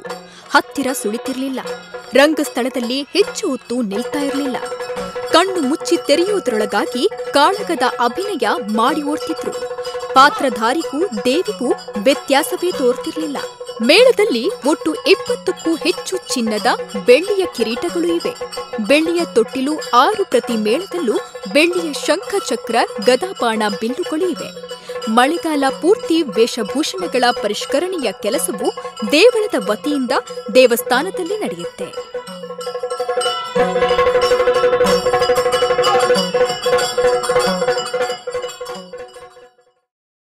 ಇದು ಕಟೀಲು ಶ್ರೀ ದುರ್ಗಾ ಪರಮೇಶ್ವರಿ ಕ್ಷೇತ್ರದ ಯಕ್ಷಗಾನ ಮೇಳದ ವೈಭವವನ್ನು ತಾವು ನೋಡ್ಕೊಂಡು ಬಂದ್ರಿ. ಇನ್ನೂ ಕೂಡ ಹಲವಾರು ವಿಭಿನ್ನವಾಗಿರುವಂತಹ ಹಲವಾರು ಸ್ವಾರಸ್ಯಕರವಾಗಿರುವಂತಹ ಘಟನೆಗಳು, ಕಥೆಗಳು ಕಟೀಲು ಕ್ಷೇತ್ರ ಯಕ್ಷಗಾನದಲ್ಲಿ ಬರುತ್ತೆ. ಎಲ್ಲ ವಿಚಾರದ ಬಗ್ಗೆ ಮಾತನಾಡಬೇಕು. ಸಾಕ್ಷಾತ್ ಕಟೀಲು ದುರ್ಗಾ ಪರಮೇಶ್ವರಿ ಮಾತೆ ಯಕ್ಷಗಾನ ಮೇಳಗಳ ಮೂಲಕ ಮನೆಗೆ ಬರ್ತಾರೆ, ನಾವಿದ್ದಂತಹ ಸ್ಥಳಕ್ಕೆ ಬರ್ತಾರೆ ಅನ್ನುವಂತಹ ನಂಬಿಕೆ. ಹಾಗಾಗಿ ದಿನಂಪ್ರತಿ, ವರ್ಷಂಪ್ರತಿ ಯಕ್ಷಗಾನ ಮೇಳಗಳ ಆಟಗಳ ಬುಕ್ಕಿಂಗ್ ಜಾಸ್ತಿ ಆಗ್ತಾಲೇ ಇದೆ. ಈ ಬಾರಿ ಗೊತ್ತಿರುವಂತಹ ವಿಚಾರ, ಕೋವಿಡ್ ಮಹಾಮಾರಿಯ ಒಂದು ಅಟ್ಟಹಾಸ ಒಂದ್ ಕಡೆ ಆದ್ರೆ ಯಕ್ಷಗಾನ ಯಾವ ರೀತಿ ನಡೆಯುತ್ತೆ ಅನ್ನುವಂತಹ ವಿಚಾರ ಕೂಡ ಇದೆ. ಎಲ್ಲ ವಿಚಾರದ ಬಗ್ಗೆ ನಾನು ಮಾತನಾಡಬೇಕು. ನನ್ನ ಜೊತೆ ಇದ್ದಾರೆ ಗಣ್ಯ ವ್ಯಕ್ತಿಗಳು, ಇವತ್ತಿನ ಕಾರ್ಯಕ್ರಮದಲ್ಲಿ ಜಾಯಿನ್ ಆಗಿದ್ದಾರೆ. ಕಾರ್ಯಕ್ರಮಕ್ಕೆ ಸ್ವಾಗತ ಮಾಡಬೇಕು. ಮೊದಲನೇದಾಗಿ ಕಟೀಲು ದುರ್ಗಾ ಪರಮೇಶ್ವರಿ ಮೇಳ ಯಕ್ಷಗಾನದ ಕಲಾವಿದರು, ಪ್ರಬಂಧಕರು ನಮ್ಮ ಜೊತೆ ಇದ್ದಾರೆ. ಸುಣ್ಣಂಬಳ ವಿಶ್ವೇಶ್ವರ ಭಟ್ ಅವರು. ಕಾರ್ಯಕ್ರಮಕ್ಕೆ ಸ್ವಾಗತ. ಸುಣ್ಣಂಬಳ ವಿಶ್ವೇಶ್ವರ ಭಟ್ ಅವರಿಗೆ ಆತ್ಮೀಯವಾಗಿ ನಮಸ್ಕಾರ. ನಮಸ್ತೆ ಸರ್. ನಮಸ್ತೆ. ಅದೇ ರೀತಿ ನಮ್ಮ ಜೊತೆ ಇದ್ದಾರೆ ಕಟೀಲು ಶ್ರೀ ದುರ್ಗಾ ಪರಮೇಶ್ವರಿ ಕ್ಷೇತ್ರದ ಅನುವಂಶಿಕ ಅರ್ಚಕರು ಹರಿನಾರಾಯಣದಾಸ ಆಸ್ರಣ್ಣ ಅವರು. ಕಾರ್ಯಕ್ರಮಕ್ಕೆ ಸ್ವಾಗತ. ತಮಗೂ ಕೂಡ ಹರಿನಾರಾಯಣದಾಸ ಆಸ್ರಣ್ಣ ಅವರಿಗೆ. ಎಸ್, ಅದೇ ರೀತಿ ನಮ್ಮ ಜೊತೆ ಇದ್ದಾರೆ ಕಟೀಲು ಯಕ್ಷಗಾನ ಮೇಳ. ಯಕ್ಷಗಾನ ಮೇಳ ಅದ್ಭುತವಾಗಿ ನಡೀತಾ ಇದೆ. ಶಾಸ್ತ್ರೀಯಬದ್ಧವಾಗಿ, ಶಾಸ್ತ್ರೋಕ್ತವಾಗಿ, ಶಿಸ್ತುಬದ್ಧವಾಗಿ ನಡೀತಾ ಇದೆ ಅಂತ ಬಂದಾಗ ಒಂದು ಪರಂಪರೆ, ಒಂದು ಮನೆತನದ ಹೆಸರು ಕೇಳುತ್ತೆ. ಕಟೀಲು ಮೇಳದ ಸಂಚಾಲಕರು ನಮ್ಮ ಜೊತೆ ಇದ್ದಾರೆ. ಕಲ್ಲಾಡಿ ದೇವಿ ಪ್ರಸಾದ್ ಶೆಟ್ಟಿ ಅವರು. ಕಾರ್ಯಕ್ರಮಕ್ಕೆ ಸ್ವಾಗತ. ಕಲ್ಲಾಡಿ ದೇವಿ ಪ್ರಸಾದ್ ಶೆಟ್ಟಿ ಅವರಿಗೆ. ಮೂವರು ಗಣ್ಯ ವ್ಯಕ್ತಿಗಳು ಇವತ್ತಿನ ಕಾರ್ಯಕ್ರಮದಲ್ಲಿ ನಮ್ಮ ಜೊತೆ ಇದ್ದಾರೆ. ಮಾತನಾಡಬೇಕು ಹಲವಾರು ವಿಚಾರಗಳು. ಕಟೀಲು ಕ್ಷೇತ್ರ ಅಂತ ಬಂದಾಗ ಕೇವಲ ಯಕ್ಷಗಾನ ಮಾತ್ರ ಅಲ್ಲ, ಸಾಕ್ಷಾತ್ ದೈವಿ ಸ್ವರೂಪ ಇರುವಂತಹ, ದೈವಿ ಶಕ್ತಿ ಇರುವಂತಹ ಮೇಳ. ಈ ವಿಚಾರದ ಬಗ್ಗೆ ಇವತ್ತಿನ ಒಂದು ಕಾರ್ಯಕ್ರಮದಲ್ಲಿ ಕೂಲಂಕುಷವಾಗಿ ಯಾವ ರೀತಿ ಇದೆ, ಪುರಾಣಗಳಲ್ಲಿ, ಇತಿಹಾಸಗಳಲ್ಲಿ ಉಲ್ಲೇಖ, ಎಲ್ಲವೂ ಕೂಡ ಮಾತಾಡಬೇಕು. ಮೊದಲನೇದಾಗಿ ಹರಿನಾರಾಯಣದಾಸ ಶಾಸ್ತ್ರಜ್ಞರಿದ್ದೀರಾ. ಕಟೀಲು ಕ್ಷೇತ್ರ ಅಂತ ಬಂದಾಗ ನಮಗೆ ನೆನಪಿಗೆ ಬರುವಂಥದ್ದು ಮಾತೆ ಕಟೀಲು ದುರ್ಗಾ ಪರಮೇಶ್ವರಿ ದೇವಿಯ ಮೂರ್ತಿ ನಮ್ಮ ಕಣ್ಣ ಮುಂದೆ ಬರುವಂತಹ ಒಂದು ವಿಚಾರ. ಇನ್ನೊಂದು ಕಡೆ ಕಟೀಲು ಅಂತ ಬಂದಾಗ ಯಕ್ಷಗಾನ ಮೇಳ ನಮ್ಮ ಕಣ್ಣಿಗೆ ಬರುತ್ತೆ. ಈ ಕಟೀಲು ಕ್ಷೇತ್ರ, ಕಟೀಲು ಯಕ್ಷಗಾನ ಮೇಳ ಎಲ್ಲದಕ್ಕೂ ಕೂಡ ನೋಡಿದಾಗ ಯಾವ ರೀತಿಯ ಒಂದು ವಿಚಾರಕತೆ ಬರುತ್ತೆ, ಯಾವ ರೀತಿಯ ಒಂದು ಸಂಬಂಧ ಬರುತ್ತೆ, ಯಾವ ರೀತಿಯ ಒಂದು ಅನುಬಂಧ ಬರುತ್ತೆ, ಹೇಗೆ ಬರುತ್ತೆ? ನಮ್ಮ ಶ್ರೀ ಕ್ಷೇತ್ರ ಕಟೀಲಿನ ಸುಪ್ರಭಾತದಲ್ಲಿ ಒಂದು ಸೊಲ್ಲು ಹೇಗೆ ಬರುತ್ತೆ: ಘಂಟಾ ಮೃದಂಗ ಮುರಜಾದಿ ನಿನಾದ ಭಂಗಿ ತುಂಗೀ ಭವಚ್ಛೃತಿ ರಸಾಯನ ಯಕ್ಷಗಾನೈ ಭಕ್ತೈ ಸುನಾಟ್ಯ ಕುಶಲೈ ಪರಿತೋಷ್ಯಮಾಣೆ ದುರ್ಗೆ ಕಟೀಲು ವರದೆ ತವ ಸುಪ್ರಭಾತಂ ಅಂತ ನಾವು ಪ್ರತಿನಿತ್ಯ ಹೇಳತಕ್ಕಂತಹ ಒಂದು ಶ್ಲೋಕ ಇದು. ನಮ್ಮ ದೇವರಿಗೆ ಯಕ್ಷಗಾನ ಎನ್ನುವುದು ಅತ್ಯಂತ ಪ್ರೀತಿ ಎನ್ನುವುದು ಅದರಲ್ಲಿ ನಮಗೆ ಕಾಣಲಿಕ್ಕೆ ಸಿಗ್ತದೆ. ಯಕ್ಷಗಾನದ ಪ್ರಿಯೆಯಾದಂತಹ ದುರ್ಗೆಯ ಈ ಸ್ವರೂಪಕ್ಕೆ ಶಾಸ್ತ್ರದಲ್ಲಿ ನಾವು ನೋಡಿದರೂ ಸಹ ಸಪ್ತಶತಿ ಎನ್ನುವಂಥದ್ದು ದೇವಿ ಮಹಾತ್ಮ್ಯ ಅಂತ ಏನು ಹೇಳ್ತೇವೆ ನಾವು, ಅದರ 12ನೇ ಅಧ್ಯಾಯದಲ್ಲಿ ದೇವಿಯ ಭಗವತಿ ವಾಕ್ಯಗಳು ಅಂತಿದೆ. ಅದರಲ್ಲಿ ಇಡೀ ದೇವಿ ಮಹಾತ್ಮ್ಯ ಕಥೆ ಬರ್ತದೆ. ಕಥೆಯ ಆದ ಮೇಲೆ ಅದರ ಫಲಶ್ರುತಿ ಹೇಳತಕ್ಕಂತಹ ಮಾತು. ಆ ಫಲಶ್ರುತಿಯಲ್ಲಿ ದೇವಿ ಹೇಳುವಂಥದ್ದು ವಿಪ್ರಾಣಾಂ ಭೋಜನೈ ಹೋಮೈ ಪ್ರೇಕ್ಷಣೀಯೈ ಅಹರ್ನಿಶಂದು ಶಾಂತನವಿ ಪಾಠದಲ್ಲಿ ಇರತಕ್ಕಂತಹ ಇದು ಶ್ಲೋಕ. ಅದರಲ್ಲಿ ವಿಪ್ರಾಣಾಂ ಭೋಜನೈ ಒಂದು ದೇವಸ್ಥಾನದಲ್ಲಿ ಚಂಡಿಕಾ ಹೋಮ ಅಂತ ನಾವು ಮಾಡ್ತೇವೆ. ಅದು ಹೋಮೈ ಹೋಮ 700 ಮಂತ್ರಗಳಿಂದ ಮಾಡತಕ್ಕಂತಹ ಹೋಮಕ್ಕೆ ನಾವು ಚಂಡಿಕಾ ಹೋಮ ಹೇಳ್ತೇವೆ. ಅದು ದೇವಿ ಮಹಾತ್ಮ್ಯ 700 ಮಂತ್ರ. ಅದರೊಂದಿಗೆ ಅದರ ಉದ್ದೇಶವಾಗಿ ವಿಪ್ರರಿಗೆ ನಾವು ಸಂತರ್ಪಣೆಯನ್ನು ಮಾಡುವಂಥದ್ದು. ಮತ್ತೊಂದು ಪ್ರೇಕ್ಷಣೀಯ ಅಹರ್ನಿಶಂ. ಅಹರ್ನಿಶಂ ಎನ್ನುವುದಕ್ಕೆ ಇಡೀ ದಿನ ಅಂತ ಅರ್ಥ ಉಂಟು, ಹಗಲು ರಾತ್ರಿ ಅಂತ ಒಂದು ಅರ್ಥ. ಮತ್ತೊಂದು ಅಹ್ನಿನಿಶಂ ಹೇಳಿದರೆ, ಹೇಳಿದ್ರೆ ದಿನ ಹೇಳಿದ್ರೆ ಹಗಲು ಅಂತಲೂ ಅರ್ಥ ಉಂಟು, ಇಡೀ ದಿನ ಅಂತಲೂ ಅರ್ಥ ಉಂಟು. ಹಾಗೆ ತಗೊಂಡು ಅಹ್ನಿ ಹೇಳೋದಕ್ಕೆ ದಿನದಲ್ಲಿ, ನಿಶಂ ರಾತ್ರಿ ಅಂತ ಹೇಳಿ ಇಡೀ ರಾತ್ರಿ ಅಂತ ಅರ್ಥ. ಇಡೀ ರಾತ್ರಿಯಲ್ಲಿ ನೋಡತಕ್ಕಂತಹ ಪ್ರೇಕ್ಷಣೀಯ ನೋಡತಕ್ಕಂತಹ ದೃಶ್ಯ ಮಾಧ್ಯಮದಿಂದ ನನಗೆ ಸಂತೋಷ ಆಗ್ತದೆ ಅಂತ ದೇವಿಯ ವಾಕ್ಯ. ಹಾಗಾಗಿ ಯಕ್ಷಗಾನ ಎನ್ನುವಂಥದ್ದು ಅಂತಹ ಸ್ವರೂಪ. ಜಗತ್ತಿನಲ್ಲಿ ಯಾವುದು ಇಡೀ ರಾತ್ರಿಯಲ್ಲಿ ಆಗತಕ್ಕಂತಹ ಒಂದು ಕಲಾ ಪ್ರಕಾರ ಇಲ್ಲ. ನೀವು ನೋಡಿ, ಅದು ಯಕ್ಷಗಾನ ಮಾತ್ರ ಇರುವಂಥದ್ದು. ಅದು ತಾಯಿಯ ಸಂತೋಷಕ್ಕಾಗಿಯೇ ಹುಟ್ಟಿದಂತಹ ಒಂದು ಕಲೆ. ಆದ್ದರಿಂದ ಯಕ್ಷಗಾನ ಎನ್ನುವುದು ದೇವಿಗೆ ಅತ್ಯಂತ ಪ್ರೀತಿಯಾದಂತಹ ಒಂದು ಇದು. ಆದ್ದರಿಂದ ಕಟೀಲು ಎನ್ನುವುದು ಪೂರ್ಣ ಪ್ರಮಾಣದಲ್ಲಿ ದೇವಿ ಕ್ಷೇತ್ರ. ಅಲ್ಲಿ ಇದು ಚಂಡಿಕಾ ಹೋಮವು ನಡೀತದೆ. ಚಂಡಿಕಾ ಹೋಮದ ಉದ್ದೇಶವಾಗಿ ವಿಪ್ರರ ಆರಾಧನೆಯು ನಡೀತದೆ. ಅದರ ಉದ್ದೇಶವಾಗಿ ಯಕ್ಷಗಾನ ನಡೀತದೆ. ಕೆಲವರು ನಮ್ಮ ಬ್ರಾಹ್ಮಣರಲ್ಲಿ ಅದೊಂದು ಕ್ರಮ ಇದೆ. ಯಕ್ಷಗಾನ ದಿವಸ ಯಾವ್ದು ದಿವಸ ಸಿಕ್ಕಿದೋ ಮಧ್ಯಾಹ್ನ ಚಂಡಿಕಾ ಹೋಮ ಮಾಡ್ತಾರೆ. ಮಾಡಿ ಅಷ್ಟನ್ನು ಒಂದೇ ದಿವಸ ಮಾಡುವ ಎನ್ನುವಂತಹ ಕಲ್ಪನೆಯಲ್ಲಿ ಮಾಡ್ತಾರೆ. ದೇವಿಯ ವಾಕ್ಯ ಉಂಟು, ಸರ್ವಂ ಮಮೈತನ್ ಮಾಹಾತ್ಮ್ಯಂ ಮಮ ಸನ್ನಿಧಿಕಾರಕಂ. ಇದೆಲ್ಲ ನನ್ನ ಮಹಾತ್ಮ್ಯ, ಈ ಕಥೆ ಹೇಳಿದ್ದು ಇದು ನನ್ನ ಸಾನ್ನಿಧ್ಯವನ್ನು ಸೃಷ್ಟಿ ಮಾಡ್ತದೆ ಅಂತ ದೇವಿಯ ವಾಕ್ಯ. ಹಾಗಾಗಿ ದೇವಿಯ ಮಹಾತ್ಮ್ಯ ಅಂತ ಹೇಳಿದ್ರೆ ವಿಷ್ಣುದ್ದು ಇರ್ಬೋದು, ಅದು ಎಲ್ಲ ದೇವರಿಗೂ ಸೇರುವಂಥದ್ದು. ದೇವಿ ಹೇಳಿದ್ರೆ ದೇವಿಗೆ ಅಂತ ಮಾತ್ರ ಅಲ್ಲ, ಅದು ವಿಷ್ಣುವಿಗೂ ಸಂಬಂಧಪಟ್ಟಿರ್ಬೋದು, ದೇವರಿಗೆ ಅಂತ ಅರ್ಥ. ಇದೆಲ್ಲ ನನ್ನ ಮಹಾತ್ಮೆ, ಇದು ಹೇಳಿದ್ರೆ ನನ್ನ ಸಾನ್ನಿಧ್ಯ ಸೃಷ್ಟಿಯಾಗ್ತದೆ ಅಂತ. ಹಾಗಾಗಿ ಎಲ್ಲಿ ಯಕ್ಷಗಾನ ಆಗ್ತದೋ ಅವಳ ಮಹಾತ್ಮೆಯನ್ನು ಅಥವಾ ದೇವರ ಮಹಾತ್ಮೆಯನ್ನು ಹೇಳುವಂತಹ ಸಂದರ್ಭದಲ್ಲಿ ದೇವರ ಸಾನ್ನಿಧ್ಯ ಸೃಷ್ಟಿಗೆ ದೇವರಲ್ಲಿಗೆ ಹೋಗ್ತಾರೆ ಅಂತ ನಮ್ಮಲ್ಲಿ ಐತಿಹ್ಯ. ದೇವರ ಯಕ್ಷಗಾನ ನೋಡ್ಲಿಕ್ಕೋಸ್ಕರ ದೇವಸ್ಥಾನದ ಪೂಜೆ ಮುಗಿದು ದೇವರ ಗರ್ಭಗುಡಿಗೆ ಬಾಗಿಲು ಆದ್ಮೇಲೆ ದೇವರಲ್ಲಿಗೆ ಹೋಗ್ತಾರೆ. ಆ ದೃಷ್ಟಿಯಿಂದ ಯಕ್ಷಗಾನವನ್ನು ನಮ್ಮ ಮನೆಯ ಬಾಗಿಲಿಗೆ ನಮ್ಮ ಕಟೀಲಿನ ತಾಯಿ ಬರಬೇಕೆನ್ನುವ ಉದ್ದೇಶವಾಗಿ ಭಕ್ತರ ಆಡಿಸುವಂತಹ ಒಂದು ಕ್ರಮ ಬೆಳೆದು ಬಂದಿದೆ. ಹಾಗಾಗಿ ನೋಡಿ, ಕಟೀಲಿನ ಆರಟ ಕೊನೆಯ ದಿವಸದ ಜಾತ್ರೆ ದಿವಸ ಇಡೀ ದಿನ ದೇವಸ್ಥಾನಕ್ಕೆ ಬಾಗಿಲು ಹಾಕ್ಲಿಕ್ಕಿಲ್ಲ, ಇಡೀ ರಾತ್ರಿ ಉತ್ಸವ ಅದು. ಆ ದಿವಸ ಯಕ್ಷಗಾನಕ್ಕೆ ರಜೆ, ಯಾಕೆಂದ್ರೆ ದೇವರಿಗೆ ಯಕ್ಷಗಾನ ನೋಡ್ಲಿಕ್ಕೆ ಹೋಗ್ಲಿಕ್ಕೆ ಆಗುದಿಲ್ಲ, ಬಾಗಿಲು ಹಾಕಿದ ಮೇಲೆ ಹೋಗುದು ಎನ್ನುವ ಐತಿಹ್ಯದ್ರಿಂದ ಹೀಗೆ ಎಲ್ಲ ಪ್ರಮಾಣ ದೇವರಿಗೆ ಅತ್ಯಂತ ಪ್ರೀತಿಯಾದಂತಹ ಒಂದು ಕಲೆ, ದೇವರಿಗೆ ಸಂತೋಷ ಕೊಡತಕ್ಕಂತಹ ಕಲೆ, ದೇವರು ಅವರವರ ಭಕ್ತರ ಮನೆ ಬಾಗಿಲಿಗೆ ಬರತಕ್ಕ ಕಲೆ. ಈ ಕಾರಣಕ್ಕಾಗಿ ಯಕ್ಷಗಾನವನ್ನು ಪ್ರತಿಯೊಬ್ಬರು ಅತ್ಯಂತ ನಿಷ್ಠೆಯಿಂದ ಆಡಿಸಬೇಕು ಅಂತ ಸಂಕಲ್ಪಬದ್ಧರಾಗಿ ಮುಂದುವರಿತಾರೆ. ಹೋದವರಿಗೆ ದೇವರು ಎಲ್ಲರೂ ರೀತಿಯಲ್ಲೂ ಅನುಗ್ರಹ ಮಾಡಿದ್ದಾರೆ. ಆದ್ದರಿಂದ ಅದನ್ನು ಮತ್ತೆ ಬಿಡುವುದಿಲ್ಲ. ಆ ರೀತಿಯಲ್ಲಿ ಪ್ರಚಾರ ಆದಂತಹ ಕಲೆ ಅಂತ. ಅದರಿಂದ ಯಕ್ಷಗಾನ ಎನ್ನುವುದಕ್ಕೆ ದೇವರಿಗೆ ಅತ್ಯಂತ ಪ್ರೀತಿ ಎನ್ನುವುದಕ್ಕೆ ಇದಕ್ಕಿಂತ ದೊಡ್ಡ ಉದಾಹರಣೆ ಬೇಡ. ಈ ಹಿಂದೆ ಯಕ್ಷಗಾನಗಳು ಒಂದಷ್ಟು ಜೋಡಾಟಗಳು ನಡೆದಿದೆ, ಬಹಳ ಹಿಂದಿನ ಕ್ರಮ, ನಮಗೆಲ್ಲ ಕೇಳಿದಂತಹ ಕಥೆ. ನಮ್ಮ ಕಾಲದಲ್ಲಿ ಅದು ಇರಲಿಲ್ಲ. ಆಗ ಯಕ್ಷಗಾನದಲ್ಲಿ ಒಂದು ಮೇಳದ ವಿಚಾರ ನೋಡ್ಬೇಕಾದ್ರೆ 2 ಮೇಳವನ್ನು ಉಪಯೋಗಿಸ್ತಾ ಇದ್ರು ಹೆಚ್ಚಾಗಿ. ಒಂದು ಸಿಂಗಲ್ ಇದ್ದಾಗೆ ಹಾಗೆ ಉಪಯೋಗಿಸ್ತಾ ಇದ್ರು. ಆ ಸಂದರ್ಭದಲ್ಲಿ ಬೇರೆ ಮೇಳಗಳೊಂದಿಗೆ ಜೋಡಾಟಕ್ಕೆ ಹೋದಂತಹ ಸಂದರ್ಭದಲ್ಲೂ ಸಹ ಕಟೀಲು ಕ್ಷೇತ್ರ ಯಾವುದೇ ಜೋಡಾಟದಲ್ಲಿ ಸೋತಂತಹ ಇತಿಹಾಸ ಇಲ್ಲ. ಅದು ಯಾಕೆ ಅಂತ ಹೇಳಿದ್ರೆ, ದೊಡ್ಡ ಕಲಾವಿದರು ಕಟೀಲಲ್ಲಿ ಇದ್ದಾರೆ ಎನ್ನುವುದಕ್ಕಿಂತಲೂ ಹೆಚ್ಚಾಗಿ ದೇವರಿಗೆ ಅತ್ಯಂತ ಪ್ರೀತಿ ಆದದ್ದು ಎನ್ನುವುದು ವಿಚಾರ. ನಿಜವಾಗಿರುವಂತಹ ಮಾತು. ಎಸ್, ಸಾಕ್ಷಾತ್ ದುರ್ಗಾ ಪರಮೇಶ್ವರಿ ಮಾತೆ ಮೇಳಗಳ ಮೂಲಕ ಮನೆ ಮನೆಗೆ ಬರ್ತಾಳೆ ಅನ್ನುವಂತಹ ಒಂದು ವಿಚಾರ. ಇದು ಕಟೀಲು ಕ್ಷೇತ್ರ, ಅದೇ ರೀತಿ ಯಕ್ಷಗಾನ ಮೇಳಕ್ಕೂ ಇರುವಂತಹ ಅದ್ಭುತವಾಗಿರುವಂತಹ ನಂಟು. ಈ ನಂಟಿನ ಬಗ್ಗೆ ಆಸರಣನವರು ಹೇಳಿದ್ದಾರೆ. ಅದೇ ರೀತಿ ಕಲ್ಲಾಡಿ ದೇವಿ ಪ್ರಸಾದ್ ಶೆಟ್ಟಿ ಅವರು ಮಾತು ಕಡಿಮೆ ಅನ್ನುವಂಥದ್ದು. ಆದರೆ ಯಕ್ಷಗಾನ ಕಟೀಲು ಮೇಳ ಅಂತ ಬಂದಾಗ ಇವರ ಮುಖ, ಅದೇ ರೀತಿ ಇವರ ಮಾತುಗಳು ಯಾವತ್ತೂ ಕೂಡ ಚಿರಪರಿಚಿತವಾಗಿರುವಂಥದ್ದು, ಕರಾವಳಿ ಭಾಗಕ್ಕೆ ಗೊತ್ತಿರುವಂತಹ ವಿಚಾರ. ದೇವಿ ಪ್ರಸಾದ್ ಶೆಟ್ಟಿ ಅವರು, ಈಗ ಈ ವಿಚಾರ ಬಂದಾಗ ಈ ಯಕ್ಷಗಾನದ ಮೇಳ, ಅದರಲ್ಲೂ ಕೂಡ ಕಲ್ಲಾಡಿ ಪರಂಪರೆಯ ಬಗ್ಗೆ ನಾವು ಹೇಳಿದಾಗ ದೇವಿ ಪ್ರಸಾದ್ ಶೆಟ್ಟಿ ಅವರು ಈಗ ನೆನಪಿಗೆ ಬರ್ತಾರೆ. ಈ ಹಿಂದಿನಿಂದಲೂ ಕೂಡ ಈಗ ದೇವಿ ಪ್ರಸಾದ್ ಶೆಟ್ಟಿ ಅವರಿದ್ದಾರೆ. ಈ ಒಂದು ವಿಚಾರ ಯಕ್ಷಗಾನ ಕಟೀಲು ಮೇಳ ಇದೆಲ್ಲದಕ್ಕೂ ಕೂಡ ಕಲ್ಲಾಡಿ ಪರಂಪರೆ ನೋಡಿದಾಗ ಯಾವ ರೀತಿಯ ಅವಿನಾಭಾವ ಸಂಬಂಧ ಬೆಸೆದುಕೊಂಡಿದೆ, ಯಾವ ರೀತಿ ಇದೆ? ತಂದೆಯವರೊಟ್ಟಿಗೆ ಕರ್ನಾಟಕ ಮೇಳ ನಡೆಸಿದ ಅನುಭವ ಇದ್ದರಿಂದ ಈ ಕಟೀಲು ಮೇಳದ ಸಂಚಾಲಕತ್ವ ಮಾಡಲಿಕ್ಕೆ ಸ್ವಲ್ಪ ಸುಲಭ ಆಯಿತು. ಓಕೆ, 15 ವರ್ಷಗಳಿಂದ ಇದ್ದೀರಾ? ಹೌದು. ಯಾವ ತಂದೆ ತೀರಿದ ಮೇಲೆ ನನಗೆ ಆಸರನ್ನರೆಲ್ಲ ಕರೆದು ಮೇಳ ನಡೆಸಬೇಕಂತ ಹೇಳಿದರು. ಹಾಗಾಗಿ ಆ ಭಾಗ್ಯ ನನಗೆ ಸಿಕ್ಕಿತು. ನಿಜವಾಗ್ಲೂ ಕೂಡ ಭಾಗ್ಯವೇ ಅಲ್ವಾ, ದೇವಿಯ ಸೇವೆ ಮಾಡುವಂತಹ ಒಂದು ಭಾಗ್ಯ. ಈ 15 ವರ್ಷಗಳ ಸುದೀರ್ಘವಾಗಿರುವಂತಹ ಪಯಣ ಯಾವ ರೀತಿ ನೋಡ್ತೀರಾ ಕಲ್ಲಾಡಿ ದೇವಪ್ರಸಾದ್ ಶೆಟ್ರೆ? ಎಲ್ಲ ಕೆಲವು ಕೊರತೆಗಳನ್ನು ನಾನು ಆದಷ್ಟು ಅದನ್ನು ಸಮಸ್ಯೆ ಎಲ್ಲ ಪರಿಹಾರ ಮಾಡಲಿಕ್ಕೆ ನೋಡಿದ್ದೇನೆ. ಮೇಳದ ವ್ಯವಸ್ಥೆಯಲ್ಲಿ ಬಸ್ಸುಗಳು ಮತ್ತು ಸ್ವಂತ ರಂಗಸ್ಥಳ, ಲೈಟಿಂಗ್ ಎಲ್ಲ, ಮತ್ತು ಕಲಾವಿದರಿಗೆ ಎಲ್ಲ ಆದಷ್ಟು ಮಳೆಗಾಲದ ಸಂಬಳ ಸಿಕ್ಕುವ ಹಾಗೆ ಎಲ್ಲ ವ್ಯವಸ್ಥೆ ಮಾಡ್ತಾರೆ. ಅದರ ಬಗ್ಗೆ ನಿಜವಾಗ್ಲೂ ಕೂಡ ಕಟೀಲು ಮೇಳದಲ್ಲಿ ಅನೇಕ ಯಕ್ಷಗಾನ ರಂಗದಲ್ಲಿ ಕ್ರಾಂತಿಕಾರಿ ಬೆಳವಣಿಗೆಗಳು ಆಗಿದೆ ಅಂತ ಹೇಳಿದಾಗ ಅದು ಕಟೀಲು ಮೇಳದಲ್ಲಿ ನಮಗೆ ಅನೇಕ ಉದಾಹರಣೆಗಳು ಕಾಣಲಿಕ್ಕೆ ಸಿಗುತ್ತೆ ಅನ್ನುವಂಥದ್ದು. ಮಾತಾಡಬೇಕು ಇದರ ಬಗ್ಗೆ. ಅದೇ ರೀತಿ ನಮ್ಮ ಜೊತೆ ಇದ್ದಾರೆ ಪ್ರಸಿದ್ಧ ಕಲಾವಿದರು, ಅದೇ ರೀತಿ ಇದೀಗ ಪ್ರಬಂಧಕರಾಗಿದ್ದಾರೆ ಸುಣ್ಣಂಬಳ ಅವರು. ಸರ್, ಕಾರ್ಯಕ್ರಮಕ್ಕೆ ಒನ್ಸ್ ಅಗೇನ್ ಇವರಿಗೆ ಕಾರ್ಯಕ್ರಮಕ್ಕೆ ಸ್ವಾಗತ. ಅದೇ ರೀತಿ ಸುಣ್ಣಂಬಳ ಅವರು ತಮ್ಮ ಬಗ್ಗೆ ಹೇಳಬೇಕು ಅಂತ ಪ್ರಸಿದ್ಧ ಕಲಾವಿದರು, ಇದೀಗ ಪ್ರಬಂಧಕರಾಗಿದ್ದೀರಾ.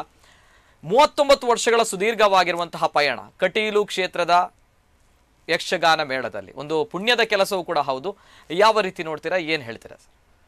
ಯಕ್ಷಗಾನ ನನ್ನ ಆಸಕ್ತಿಯ ಕಲೆ.